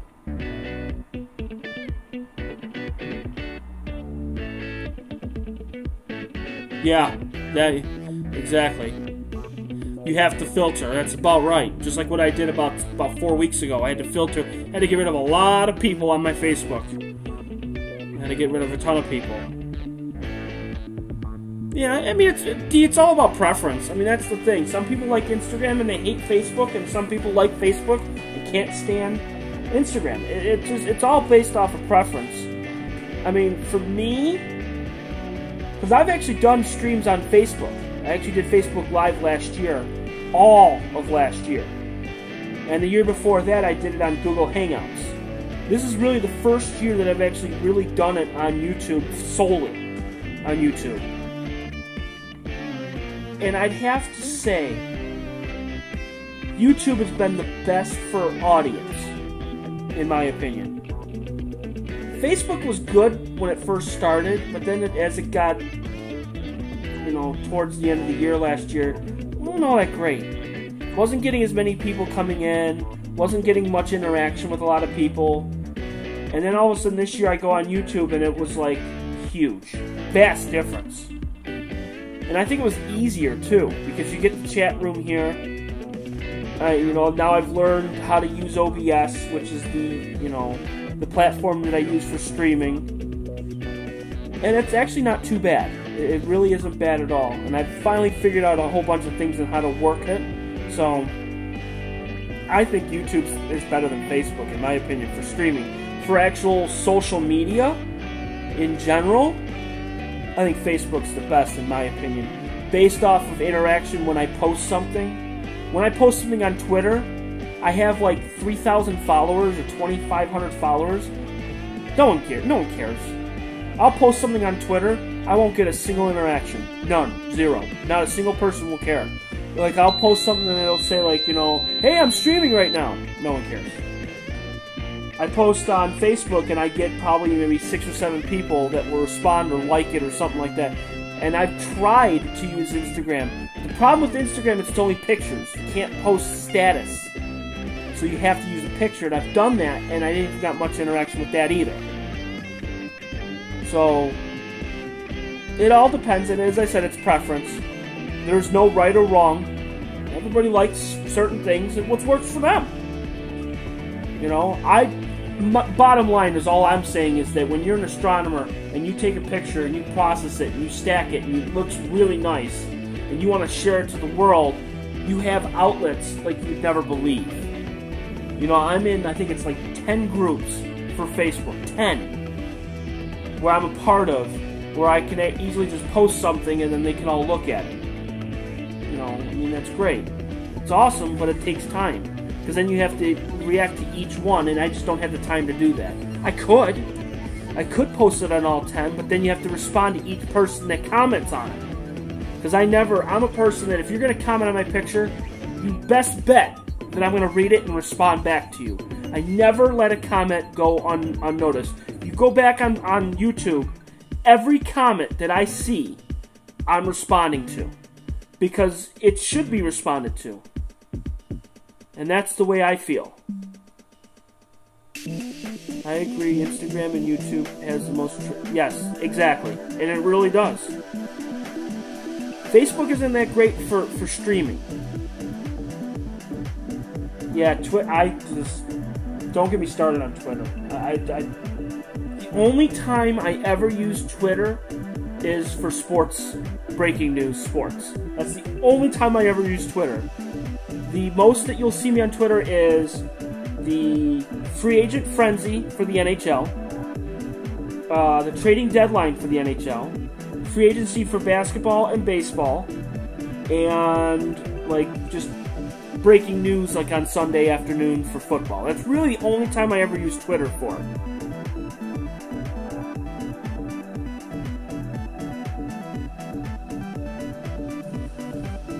Because it's the Patriots, Ron. That's what they do.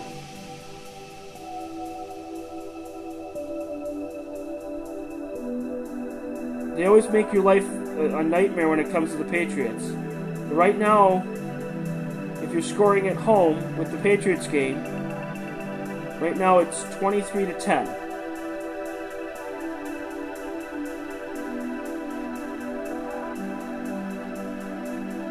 And it looks like it's about to be over.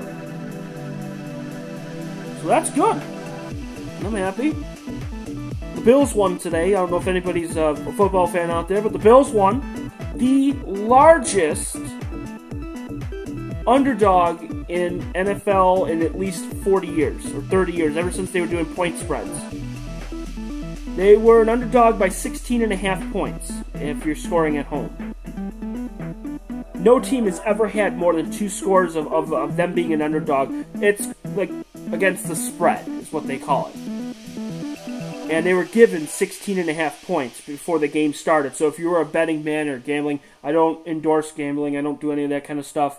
But if you did, if you put money on the Bills, you would be given 16.5 points. So if the Bills, say for instance, they lost by 14, you would still cover the spread and you would still win the bet.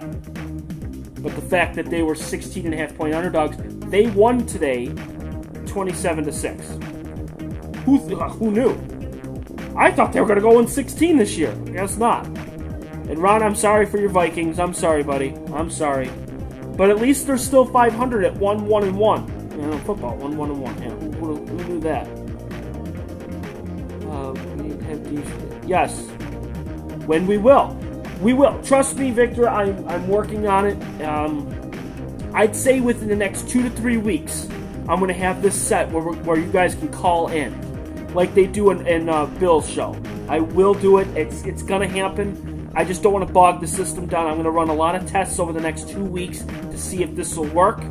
And we'll go from there. And hopefully we'll be able to get it. And we should be in great shape. Let's see. Are we still taking images on this? No, we're not. Okay, we're going to take more here. There we go. Take more images on that. Yes, OnStellar is supposed to be doing videos soon. I just don't know when. Victor says, go Dodgers. I don't know if they're going to make the playoffs this year. I don't think they are. And if you're a Dodgers fan, I mean, right now the Dodgers are... They're a game and a half up. They're leading the division right now as we speak, but it's close. It's very close. They're 87-69. Colorado is right on their tail, along with Arizona. So we'll see. There's not many games left. There's only 100. They're at 156. They got about 7 or 8 games left. So it's gonna be close. We'll see what happens with the Dodgers. They might make the playoffs. It seems to be inevitable. D says Eagles. Well, D, I'll tell you, if you watched the Eagles game this afternoon, it was pretty close. They almost blew it against Indianapolis. It was close, but they pulled it out. Carson Wentz, my man. Carson Wentz did really well with the Eagles. For him being gone for almost, 11 months? Can't go wrong with that. Zimmer looked nervous. No, Zimmer looked like he was about to just keel over. Zimmer looked like he was about to put a paper bag over his head. If you don't know who Coach Zimmer is, he is the head coach of the Minnesota Vikings, and they stunk up the place. Big time. And most intelligent ever born, I'm sure you're gone now, but thank you for coming on. 5 o'clock, but hey, I appreciate you coming on. It means a lot to me. I really do. Vikings suck. Yes, they do. It's always 5 o'clock somewhere, Victor. It's always 5 o'clock. Gotta whip out a beer. It's 5 o'clock.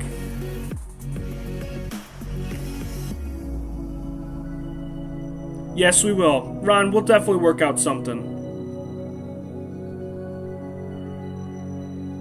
Yeah, it's gonna be coming soon. I gotta get some things together. A lot of things. There's gonna be so many good things that are gonna be coming over the next couple of weeks.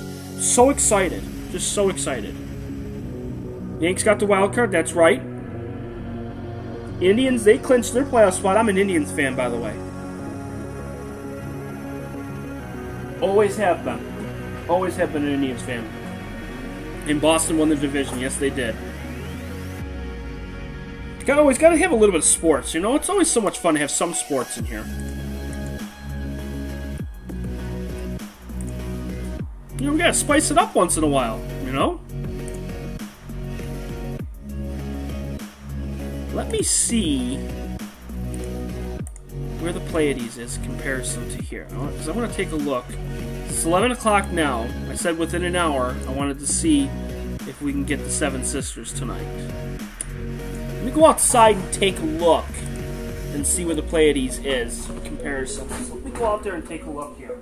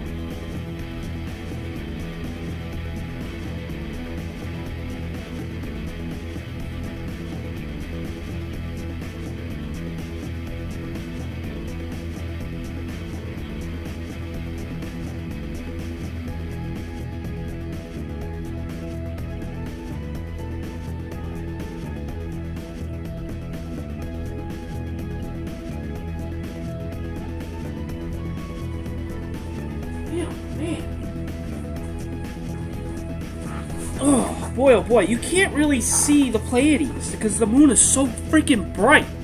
God, the hell. And there is a breeze out there too, which is causing the guiding. That's part of the reason why guiding isn't going as well, is there's a breeze.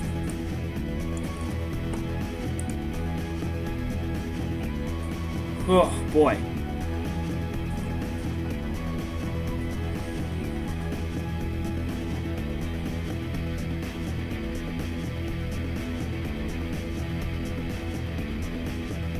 And the 2-minute warning.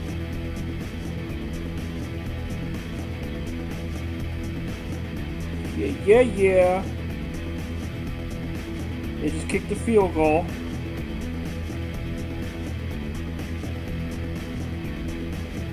It's now up by 16 with 2 minutes to go.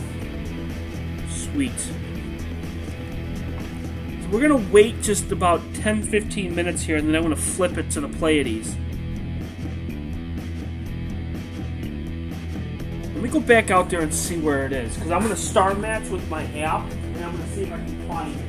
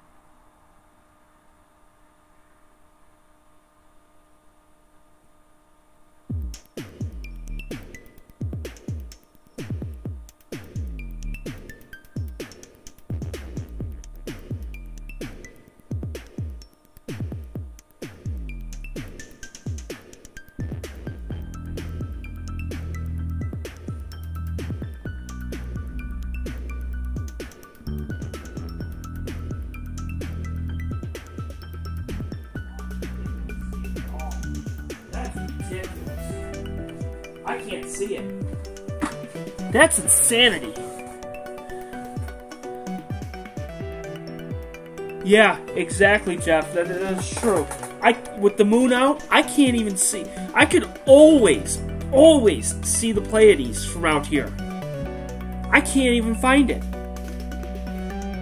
I know where it is in comparison to what to look for. You find Capella, you go to the right, and it should be right there, and it's not even there.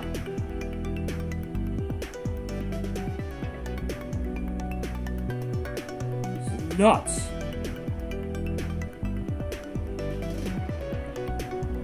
I mean, I could try to gauge it and see and move it. Albireo in the Summer Triangle is on the other side. It's past zenith, so you're looking on the west side, and it's coming around, and it's at like Vega right now is at 47 degrees altitude and falling, and Altair is at 45 degrees, and Deneb is at 75 degrees. So those are going to be pretty tough because they're on the other side. I could try to get them if you guys want me to. It shouldn't take me too long to find the bright stars because, you know, they're bright. It won't be that hard. And plus, it's something that we haven't seen before. So if you guys want me to get something like that, let me know. It's just on the other side. So actually here, I can actually pull up Starry Night here and actually show you. Now, this is ecliptic. These green lines are ecliptic. This is not the celestial pole. That is right there. So, for some odd reason, this always seems to default to the ecliptic pole, not the celestial pole, which is the dumbest thing ever. I don't understand why it keeps doing this. I even rolled back the driver, rolled back everything, and then reinstalled it, and still, it's giving me the wrong freaking things. And I don't understand why it's doing that. So let me take off. I hate this shit. It drives me insane. So, ecliptic. Take off ecliptic. And celestial. That's what we want. We want the celestial pole, not galactic. So the red shows that it's celestial because it goes right where Polaris is, and that's what you want. So where Vega is, it's way over on the other side, along with Deneb, which is right there, and then Altair, which is down here, right there. So you're looking on the other side of Polaris, and it's going to be going counterclockwise. So again, we're looking on for up at the top where it says Starry Night 7. That's what we're looking at. So, I could try, if you guys want me to, and we could go from there and see what happens. That's up to you guys.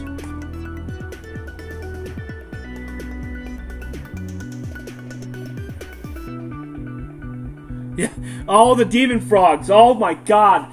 I could go on about the demon frogs. Those things are awesome. I love those frogs. The frogs that I have, if you guys are new and you guys haven't heard about them, is that I have 2 African claw frogs, and they are amazing. They are phenomenal. African claw frogs, they are albino, so they're white, and they have eyes that actually like stick out of their head from at the top, and they are so amazing. And they're claw frogs, so they actually have their hands are claws, okay? And they don't have a tongue, they don't have teeth, they don't have ears, and they're blind. And that's just crazy. And yet they croak at night like crazy. And I swear, the other one likes the other one. They're both boys, but they like each other. Yesterday I'm sitting there eating lunch or eating dinner, and I can see one grabbing the other by its stomach. Like literally holding on for dear life. And the other one's trying to escape, and they're just holding on to each other. I'm like, what is this? Get a room. I don't understand. It's crazy. They're boys. They're not girls. I don't get it. It's nuts. And I love Three Doors Down, Rod. That is one of my favorite bands. That's one of the bands that I used to listen to when I was in high school. Love them. Got every album. This is like, you know, before streaming, before everything.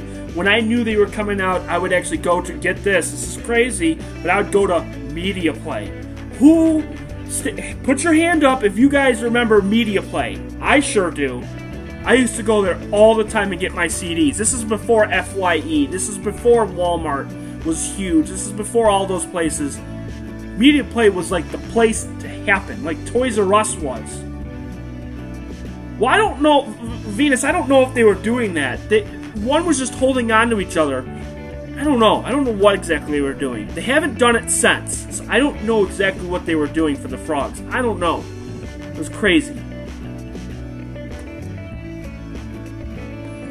By the way, Venus, we did see that message, though. We did see it. You retracted it, but we saw it. we could keep it G-rated, but I don't know. We can do whatever we want here. Let me see if I can move the mount. I think I just might move it. Yeah, I know you do. That they are pretty awesome. And I have axolotls too. I have a white one and a green one for the axolotls. And the green one that we had lost both its back legs like the first week we got them. And within 3 weeks, he grew both his back legs within 3 weeks. You know, they can regenerate pretty much any body part, period.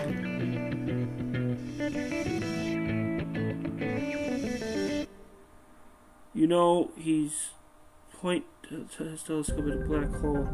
Yeah, exactly.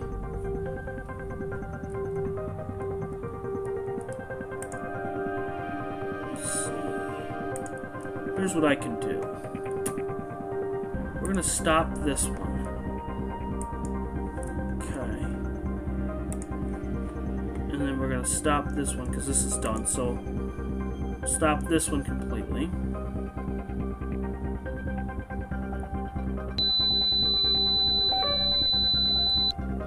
Okay, so we stop both of them. And then we're going to stop the guider. Okay.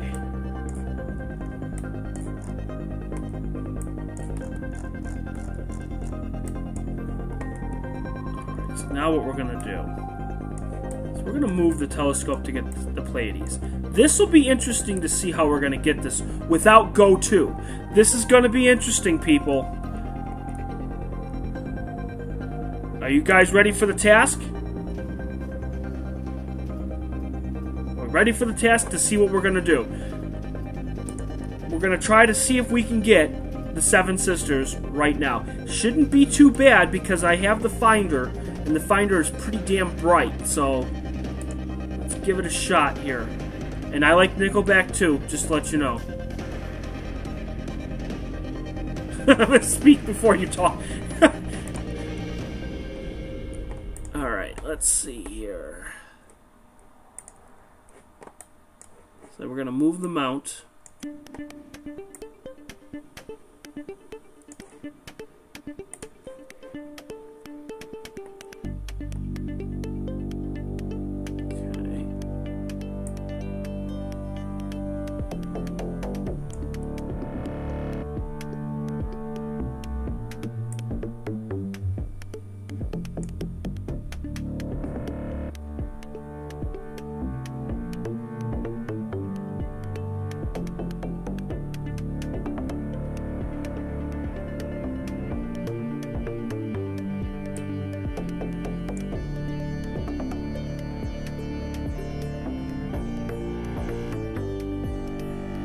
God, there's too much light.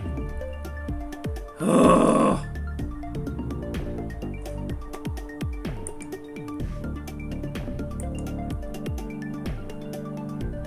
Bring down the exposure on this.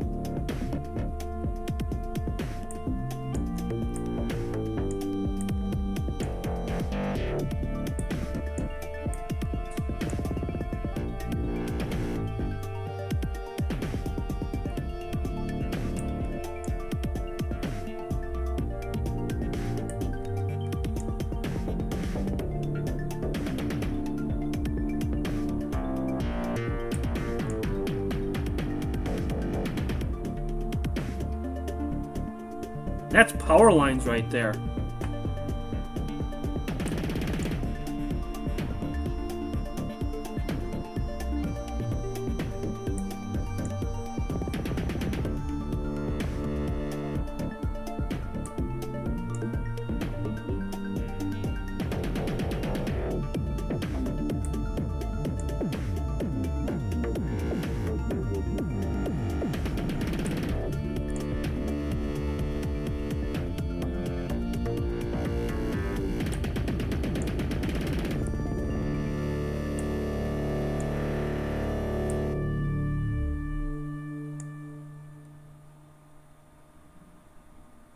Alright, let me go see if I can find it manually. I'll be right back. Let me go take a look and see.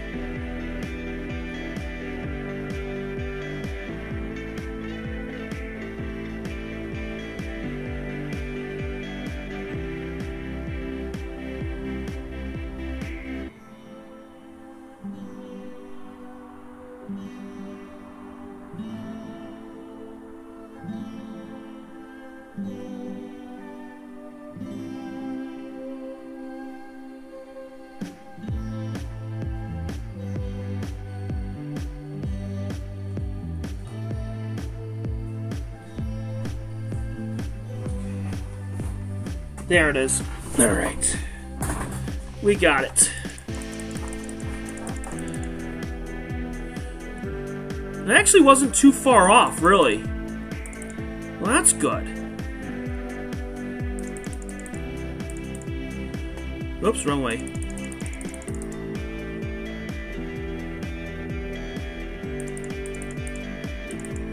Okay, not bad. Alright, so where are we?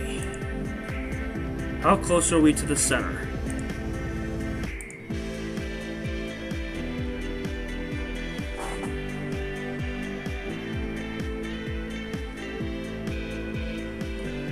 It's not bad, actually. I can handle that. Okay. Alright, what's the guider look like?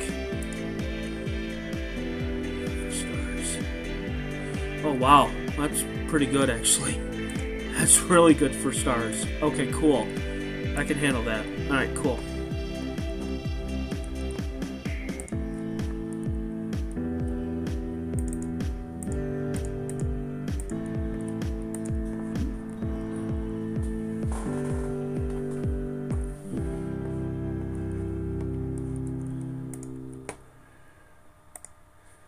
See what it looks like. We're actually not guiding on one of the stars in the Pleiades, so we'll see what it looks like.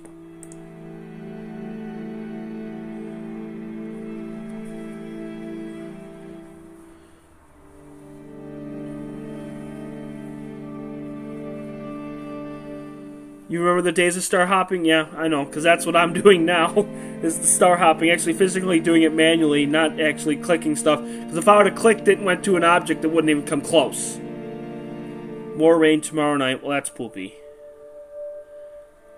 Yeah, exactly. Lightning and the thunder.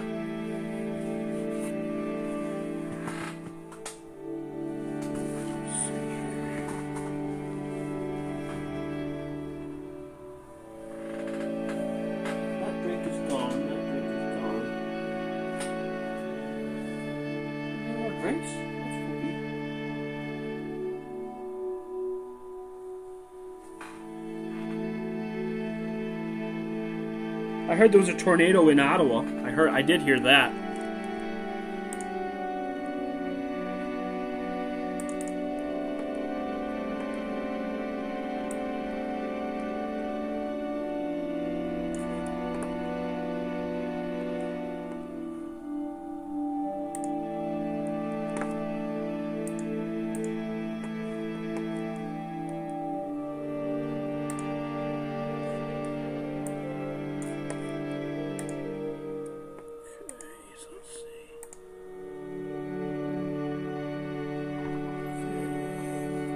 Can microscopic eyepiece used on telescope?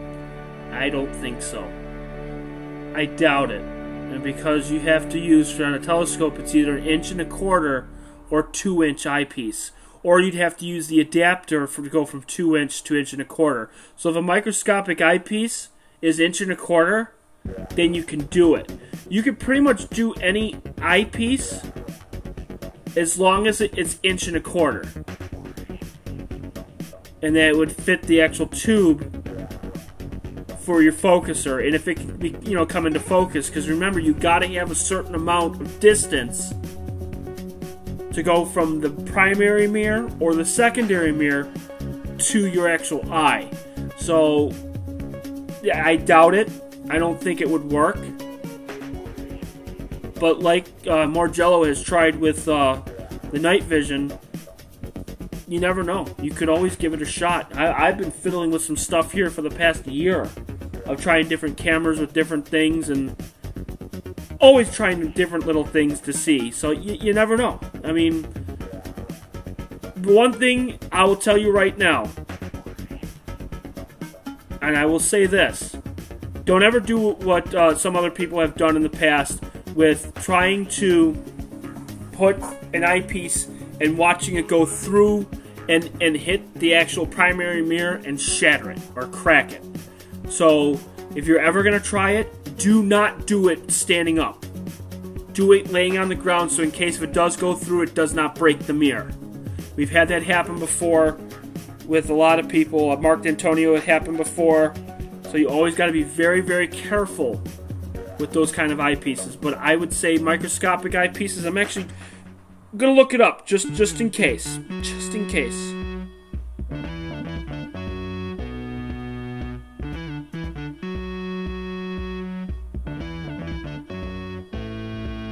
No. The answer is actually no. Because I'm looking at it right now. That will not work. Microscopic eyepieces are very small. And there's no way to actually fit them into the 1.25 inch truss. So there's no way you could do it. And they are very inexpensive. Very, very inexpensive. Well, it actually turned out really cool. It's off by a little bit, but that's not bad. How did this one turn out? Well, this one still got 91%, okay. That is not bad at all. And you could tell that this freaking moon is causing havoc.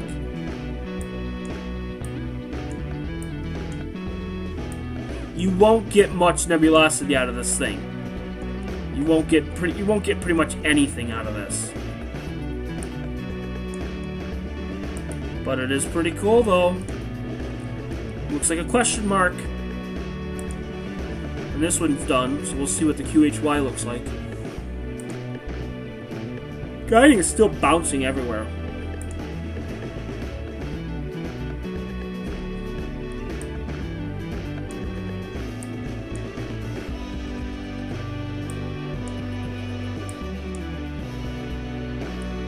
Still looks really neat.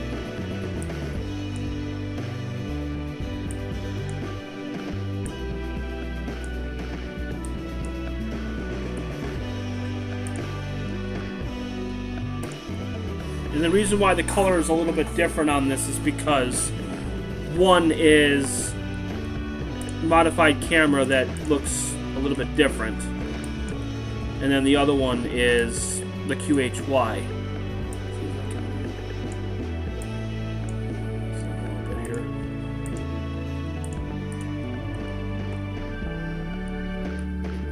Let's have that off by just a little bit.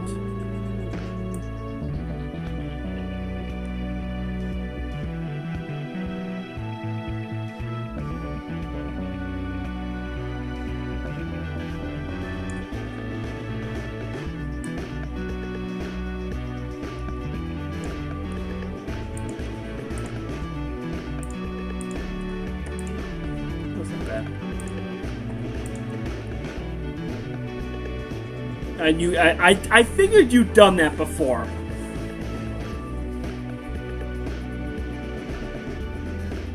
Yes.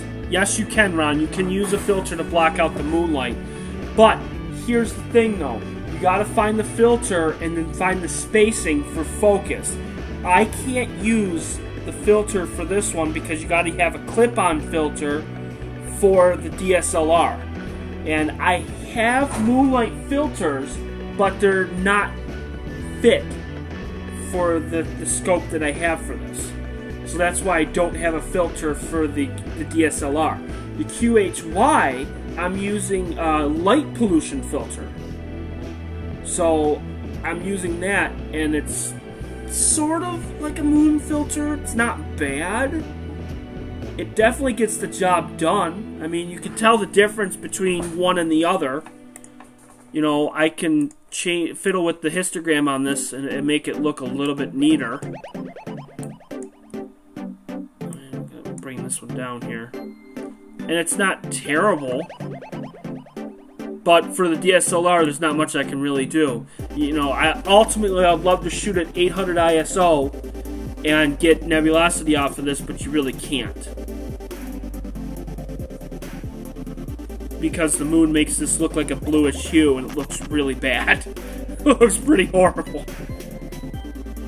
And you need a sun filter for your 90mm. Yes. I have a solar filter for my 114. I haven't used it since last year. Last August, during the eclipse, I used it. And then I also have a 60mm that I use for the solar work.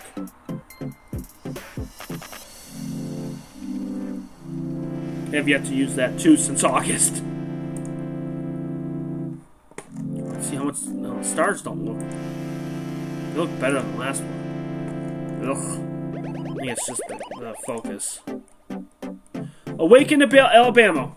Welcome.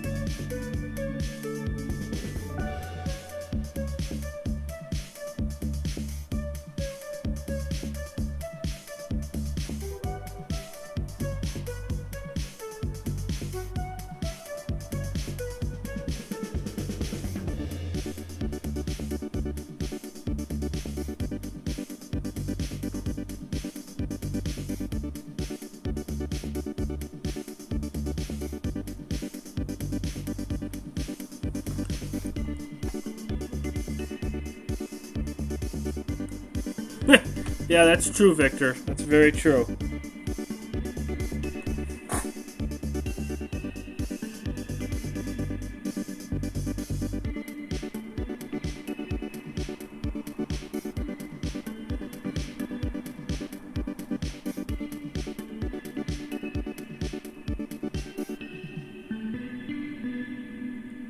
So you had one for your 8-inch.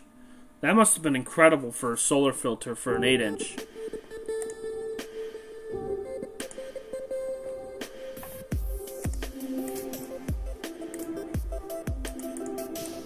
Stars look like crap tonight for these. I can just hear the wind.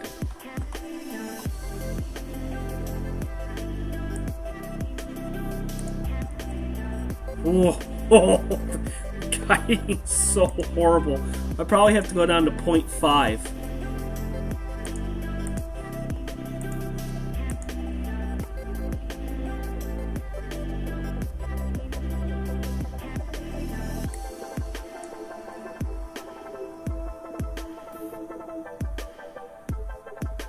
Yeah, I have to use such short guiding for this.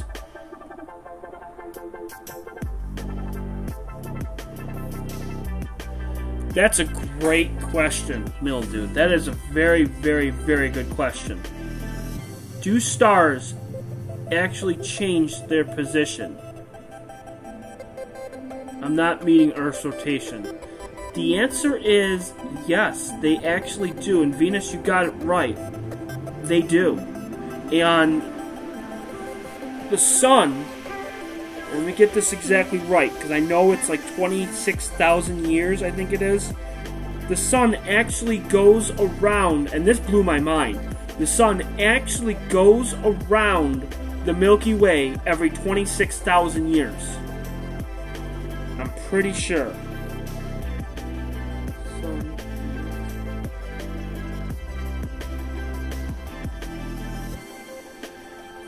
I think it's 26,000. Let me see.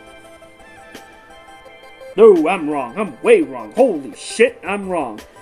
Okay, so to put it in perspective, I put in, does the sun move around the Milky Way? And the answer is yes, the sun. In fact, our whole solar system orbits around the center of the Milky Way galaxy. We are moving at an average velocity of 828,000 kilometers per hour. But even at that high rate, it still takes us, and I was way off on this one, 230 million years to make one complete orbit around the Milky Way. The Milky Way is a spiral galaxy. So the answer is yes, stars do move. Now, one of the questions a couple of streams ago was, you know, during, I think I had it on my radio show too, was, can stars move? There's what's called a rogue planet. There are rogue planets out there. For stars that die, planets are always moving. They're always in transition. Stars are the same way. Some stars get flung out. You know, I don't know how it happens, but they do. They get flung out, and they just become rogue. One of them I got, it was 2 years ago. It's what's called Bernard's star. Have you ever heard of Bernard's star? Well, Bernard's star is a moving star, and what's really cool about this star is that if you image it one night and then wait, say, 9 months to a year, and then try to image it again, it moved. No joke. The other stars stay right in position, and this star moved. It's crazy. It's called a wandering star. It's nuts. The fact that the star actually moves and the other stars stay actually stagnant. Victor, it has been a pleasure. And I appreciate you coming on. It has been great. And hope you have a wonderful night. I might be back soon when it's clear again. Hopefully. We'll see. I will post before I go online, so just make sure you're hitting the notification button on YouTube. Make sure you're subscribing, because when I go live, you'll get the notification saying I'm going online. I will do my best to let everybody know. If you don't have my information, I'm on Facebook, I'm on YouTube. You know, try to get my information, so this way I will let you guys know when I'm live. Facebook Messenger is by far the best way to get a hold of me. By far. Then this way you know how to get to me. So with Bernard's star, I don't know if anybody has ever gotten Bernard's star before. I did, and I'll post it on my Facebook soon. I have it somewhere. But it's the wandering star, and actually I took it in 2016 and then again in 2017. And actually watch the actual thing move. It's crazy. Where is it located? Let me see if I can find it here. Let me see.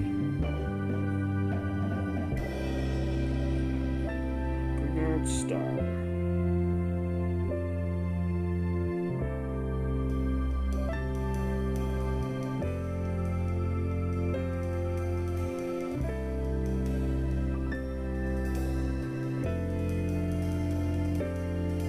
The red dwarf. It's 6 light years away.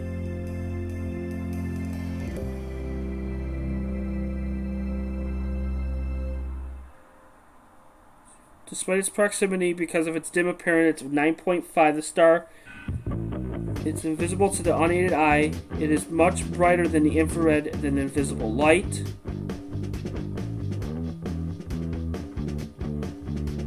Just want to know where it is in the sky.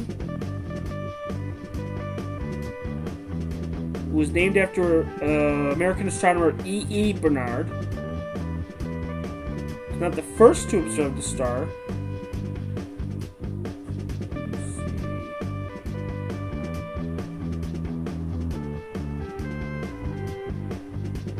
I just want to know where the hell it is. True, binaries do always orbit each other, but occasionally it can happen where one gets flung out and just leaves, and it goes rogue.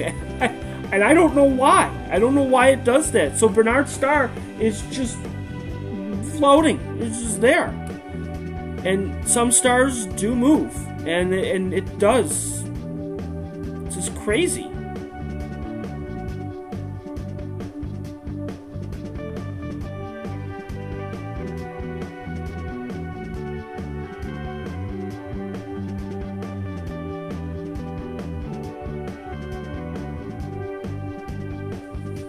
Okay, so it's in the constellation Ophiuchus. Rate ascension 17 hours. Declination is plus 4 degrees.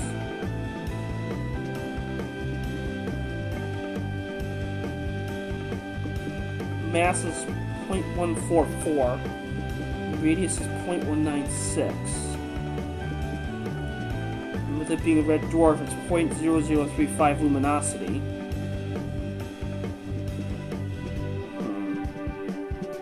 Other designations, it's called the runaway star. I don't know why Sky Safari doesn't have it listed. That's kind of surprising that it doesn't have it listed at all.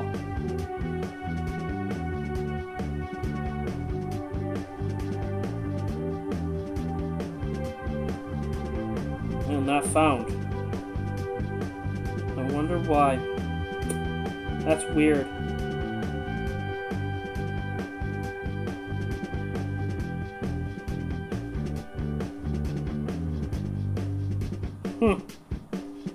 That's odd that it doesn't have it. Alpha Centauri, yes, Alpha Centauri is 4 light years. It's actually like 3.4, I think is what it is, from Earth. Which reminds me, I gotta change this over. Change this to M45. I'm glad I caught that now. M45.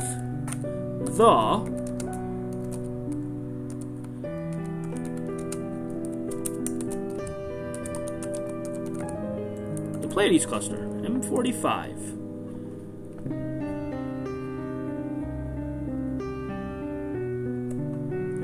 Okay.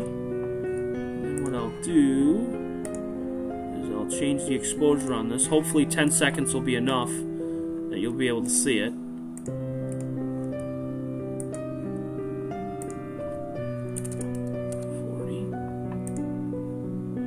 That's really bright.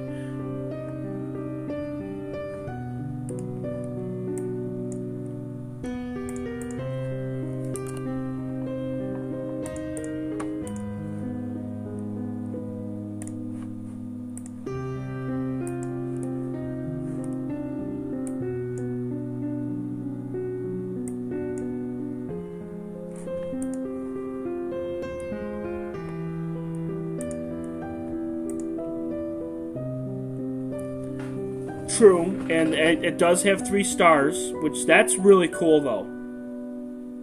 We can't see Alpha Centauri from here, though. You'd have to travel to the south in order to find it. Which kind of sucks, because because I'd love to see something like that.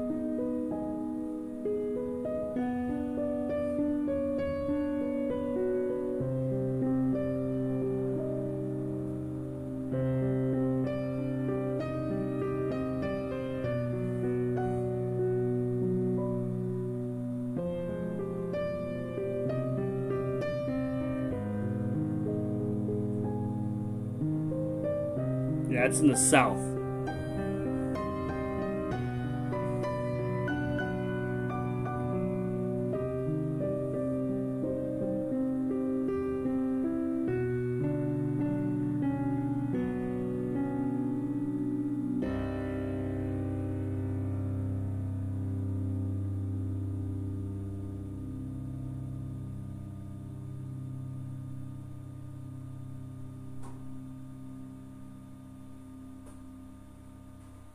And actually, looking at this,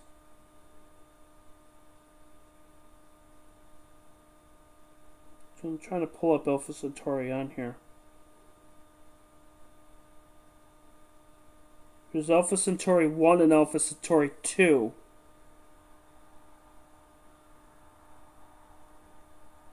Yeah.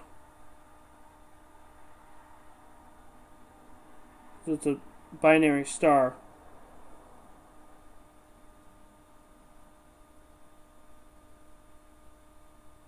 Yep, there it is.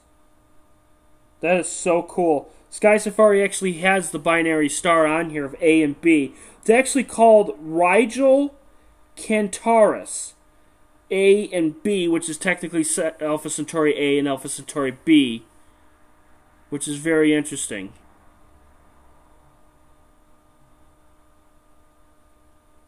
And they have orbital periods of 79 years. That's really interesting.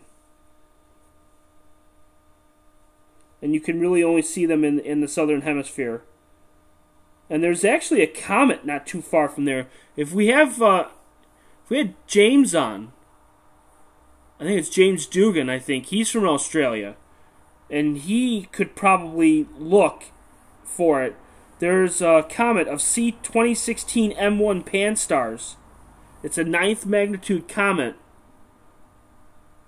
And that is actually not too far from Alpha Centauri out there. Yeah, I just picked the music. I picked 7 hours of music, so got a little bit of everything. got a little bit of everything, which is great.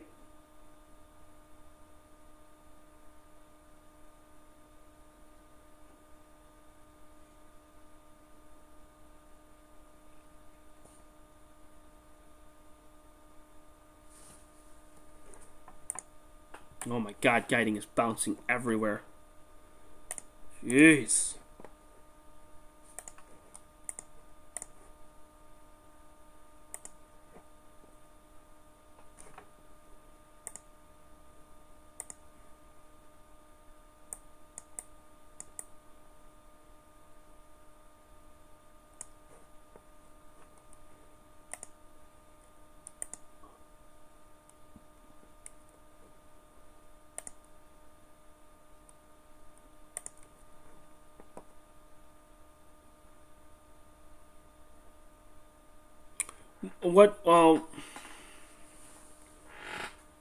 What do you mean by Venus? What for? Like, are they hosting planets?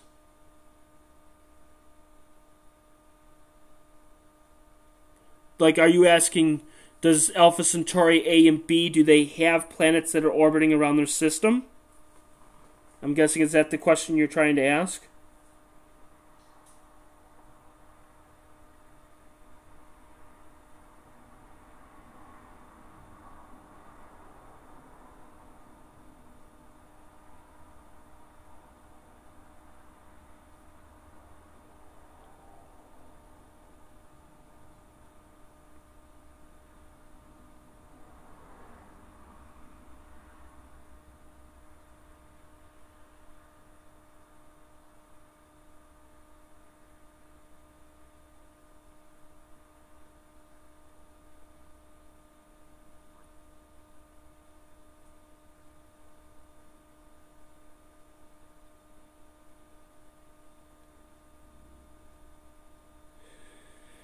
Yeah, I did hear something about that.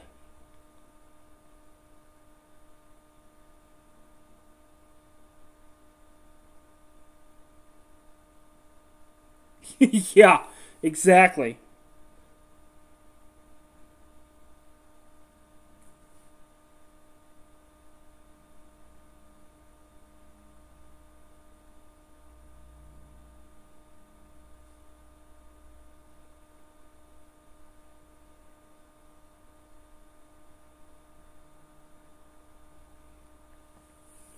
So, Venus, your question, I think I got it. So, they said, do they host planets as well? Well, the answer to. Because they have Proxima Centauri B, okay? Because there's Alpha Centauri, Proxima Centauri. In August 2016, the ESO, which is the European Southern Observatory, announced the discovery of a planet slightly larger than Earth orbiting Proxima Centauri.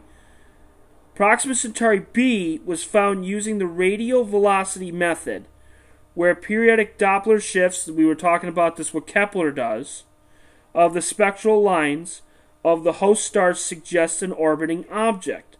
The planet lies in the habitable zone of Proxima Centauri.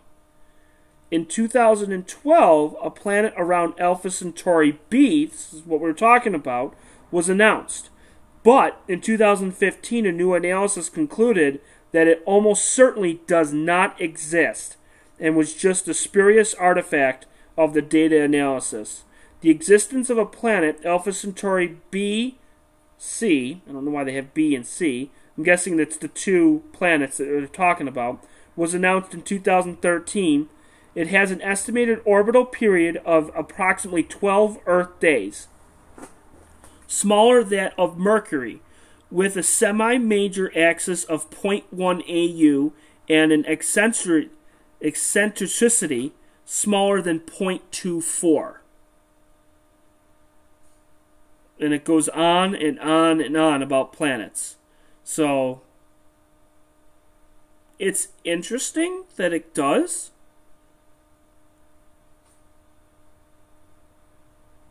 And then there was possible detection of another planet. In 2015, transit results for Alpha Centauri B obtained using the Hubble Space Telescope were published. The evidence a transit event possibly corresponding to a planetary body with a radius of 0.92 solar radii, which is just under the Sun. The Sun is one solar radii. This planet would most likely orbit Alpha Centauri B with an orbital period of 20.4 days or less, with only a 5% chance of having having a longer orbit. The median of the likely orbits is 12.4 days, with an impact parameter of around 0.3. Its orbit would likely have an I can't say this word, eccentricity? I think that's right, eccentricity of 0.24 or less. Like the probability spurious of Alpha Centauri BB, it likely has lakes of molten lava and would be far too close to Alpha Centauri B to harbor life. Well, there you go. So, they could have a planetary system. I mean, I know TRAPPIST. TRAPPIST is a good one for planetary systems. I know that. I think it's TRAPPIST-4, I think is what it's called. There's a TRAPPIST-1.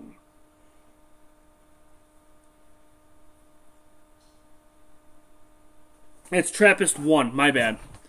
So it's TRAPPIST-1 system. They have B, C, D, E, F, G, and H. Because those are planetary systems. Yeah, and 8 days is super fast. That's ridiculously fast.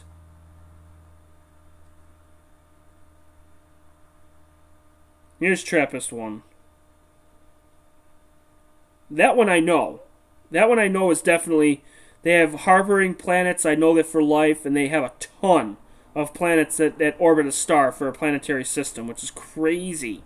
And what gets me is that it actually knows that it has moons. How? How do you know that something is 39 light years away.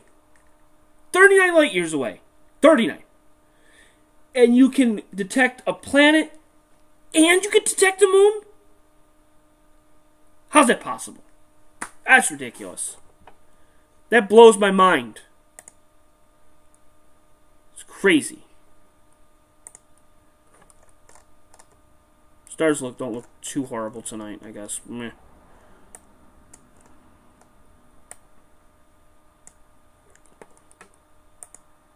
It's not the greatest, but it'll be okay. So, yes, it is possible, but it's unconfirmed. It's one of those things that they're going to keep trying and see if they can find stuff, I guess.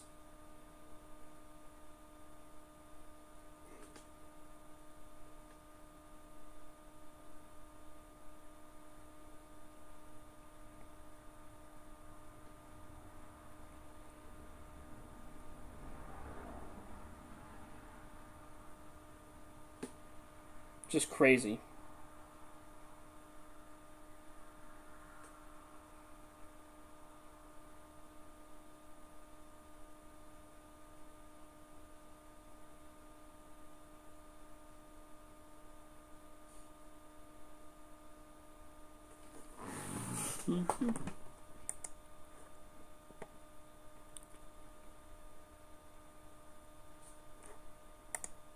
Yeah, guiding's still bouncing all over the place, so short exposures is what we're going to have to do, unfortunately, tonight.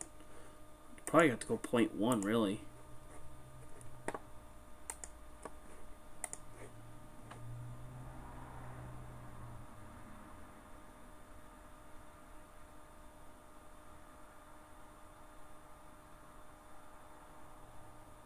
See what that does.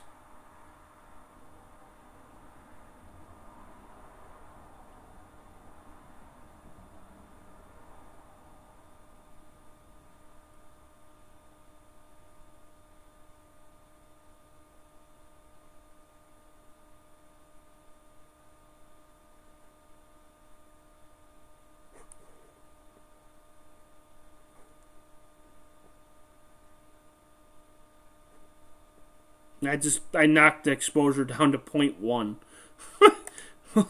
We'll see. Yeah, so about the moons. So it's interesting here. So Stephen R. Kane, writing the Astrophysical Journal letters, notes that TRAPPIST-1 planets are unlikely to have large moons. The Earth's moons has a radius of 27% that of Earth, so its area and its transit depth is 7.4% that of Earth, which would likely have been noted in the transit study if present. Smaller moons between 200 and 300 kilometers would likely not have been detected. At a theoretical level, Kane found that moons around the inner TRAPPIST-1 planets would need to have extraordinarily dense to be even theoretically possible. This is based on comparison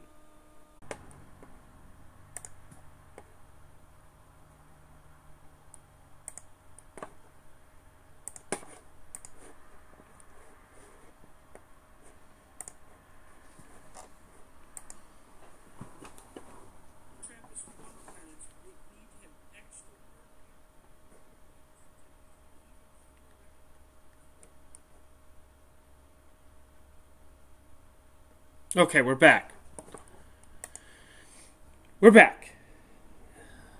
And if you're still with me, we had to restart the computer, which is always so much fun. Well, I didn't do it. It was actually forced, which is kind of dumb and stupid.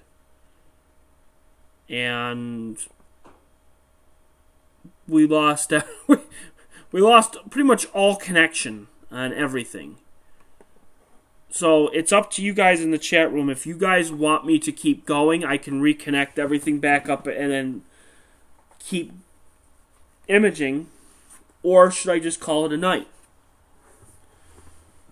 Because the laptop just decided to just crap out. So I don't know if you want me to keep going or not. I've got to pull the music back up here. Venus, you said your phone died. That's okay. My computer apparently died. Yeah, so that's, I mean, it's up to you guys. That's what I'm saying. It's totally up to you guys if you want me to keep going or not. I mean, it's totally up to you guys. Yeah, Ron, you say take a break.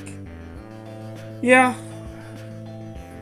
Yeah, because I'd have to replug in the Meade, the other Meade, QHY, the Canon, and then reset up the guider again.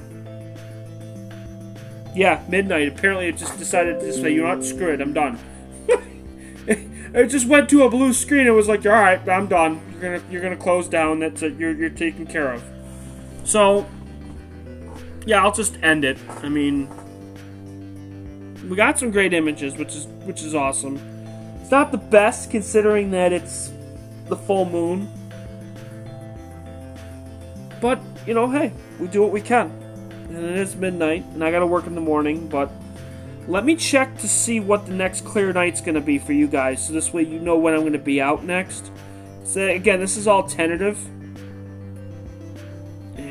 I will see what we got here. So tonight was clear. Tomorrow is rain. Tuesday's thunderstorms. Wednesday and Thursday are partly cloudy. Friday looks to be clear. And that looks to be the only clear night this week is that day, which would be Friday. Mainly clear skies, a low of 51, winds of 10 miles an hour. Not exactly a great night for winds, because right now tonight is 10 miles an hour, and that's screwing up some of the guiding, but that's not bad. But we'll keep an eye on it. We'll see what happens. So right now, tentatively, we're looking for Friday will be the day that I'll be out.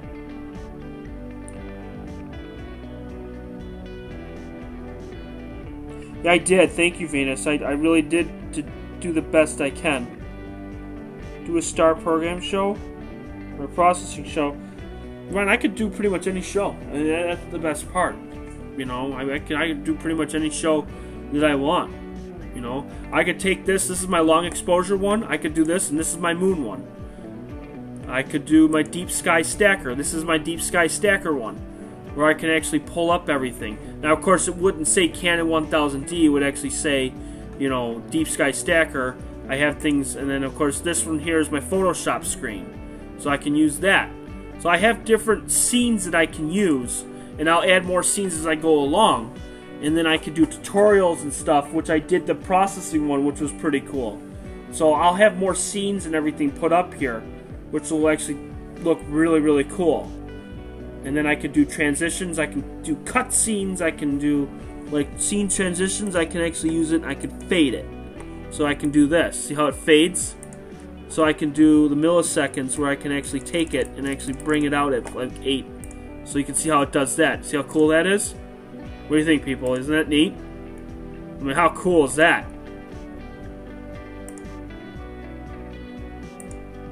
So I'll have different things where I can go back and forth. So what I plan on doing is upgrading the RAM on this laptop, and then I'll run separate scenes, and I'll do little widescreen feel. Like I'll be like, okay, everybody, here's what we got for deep sky exposure, and like every couple of minutes I'll go and say, okay, well, what does it look like for the moon? Bam. There's the moon. How's the moon looking? Great. Okay, let's take a look at wide field. Boom. Go right there and just keep going back and forth and then see what we're going to get. So I'm working on a few things. I'm going to have 3 setups going all at the same time. I'm going to have a tripod. I'm going to have the tracking mount. And I'm going to have the home setup all pointing at 3 different parts of the sky to see if I can get any of the meteors. And we're just going to go nuts. We're going to get as much as we can get. So I'm going to end this broadcast. I apologize for it ending, but I guess that was my call to leave anyways, considering it was 12:15. If you guys have anything to ask, any questions, anything, just go to my website at elliot-astronomy.com. You can contact me through there and just send me a message. I want to thank everyone for tuning in. It was a long list so far tonight. We had Toad, I think he was on, Ert Radio, Venus, Mildew, thank you so much for stopping in. First time watcher. I hope that you just keep coming back. Make sure you subscribe to my YouTube channel. Make sure you hit the notifications button. Chris Astro channel, I know you were on. Morgello, you were on for a while. So, I mean, it's great. It is absolutely fantastic that everyone has come on. And, you know, Jeff, I can't forget about you too, Jeff, which is awesome that you stopped in for a little bit. So, and Dee Dee, can't forget about Dee Dee too. So, again, thank you for everybody. I'll be back sometime in the middle of the week. I might do a processing party where I can actually look at some of the images. And what I'll do, the best way I will do this, is I will make a video of me processing it, play it, and I'll talk everybody through it. Because what can happen is when you're doing a processing video, it takes up so much RAM and it slows the computer down, and that way you won't get to see the full thing. So I'll record it previously and then I'll talk through it while it's running, so this way you guys can see it. So that'll be sometime in the middle of the week. So again, thank you guys for watching, and you guys have a wonderful night. Bye.